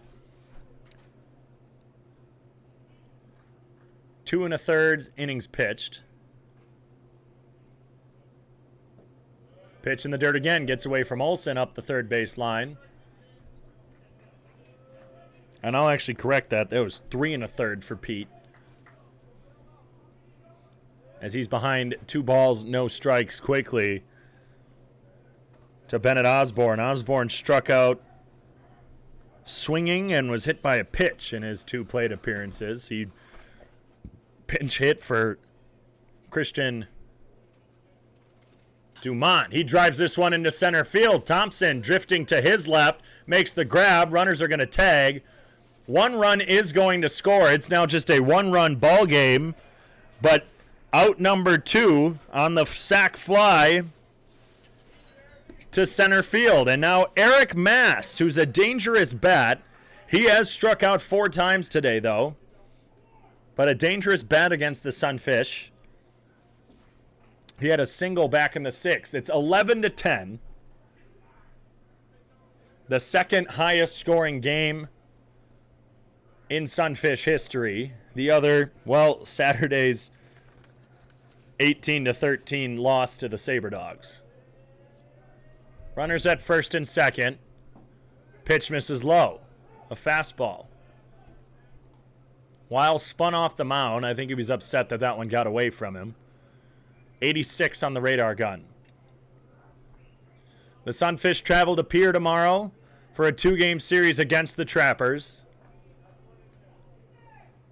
7:05 first pitch on the pair of those. Ends the 6-game homestand. Liner, center field. Thompson makes the grab, and the Sunfish take one against the Trappers. The come-from-behind victory. Weil coming in. He was nervous off that hit before giving a hug to Will Olsen. And the Sunfish close out the homestand with a win. They opened it with a loss to the Trappers, took one against Pierre, took 2 out of 3 against the Sabre Dogs before closing it out with a 11-10 victory. The winning pitcher, Austin Oblast, came into relief after Nick Caviglia surrendered 6. Mitch Stone pitched 5 innings, 2 hits, 3 runs, 1 of them earned, 2 walks, and 7 strikeouts for Stone in his start. This is his first no decision after making an appearance. The losing pitcher will be Parker Lewis. He came into relief and allowed the big 4-run 6th inning. Started off by Ruckman before Lewis surrendered the lead with the 2 runs in the 7th inning. Or actually, correction, we're looking at the wrong side. It was 3 runs in the 7th inning to surrender the lead, along with the 3 in the 8th. But Austin Oblast gets the win, and Pete Weil gets the save, his first of the season. 10:01 is your final. That's 3 hours and 19 minutes on this one from Karras Park. 10 runs off 7 hits, 1 error. And they left 2 left on base in that last inning. So 2, 4, 5, 6, 7, 8, 10 left on base for the Trappers. And then the Sunfish, 11 runs off 14 hits, 4 errors, and 14 left on base. Another marathon here from Karras Park closes out the 6-game homestand. The Sunfish held a 1-0 lead before falling 3-1 in the 4th. They went and took the lead right back with 3 runs of their own in the 5th. The Trappers would tack on 4 to take the lead. The Sunfish can only respond with 1 of their own. After a 2-run top of the 7th and a 3-run bottom of the 7th, the Sunfish brought it within 1 before taking a 2-run lead in the 8th with a 3-run bottom half of the inning. The Trappers had a nice 9th with a walk, a single, and a sac bunt to move the runners over. A walk and a sac fly would score 1 before the fly out to center field sealed the deal. 10 runs, 7 hits, 1 errors, 10 left on base for the Trappers. 11 runs, 14 hits, 4 errors, 14 left on base for the victorious Sunfish. The Sunfish now move a half a game ahead of Pierre at 7-10, where the Trappers fall to 6-10. This homestand closes out with a win. Again, it started with a loss to the Trappers all the way back on Wednesday.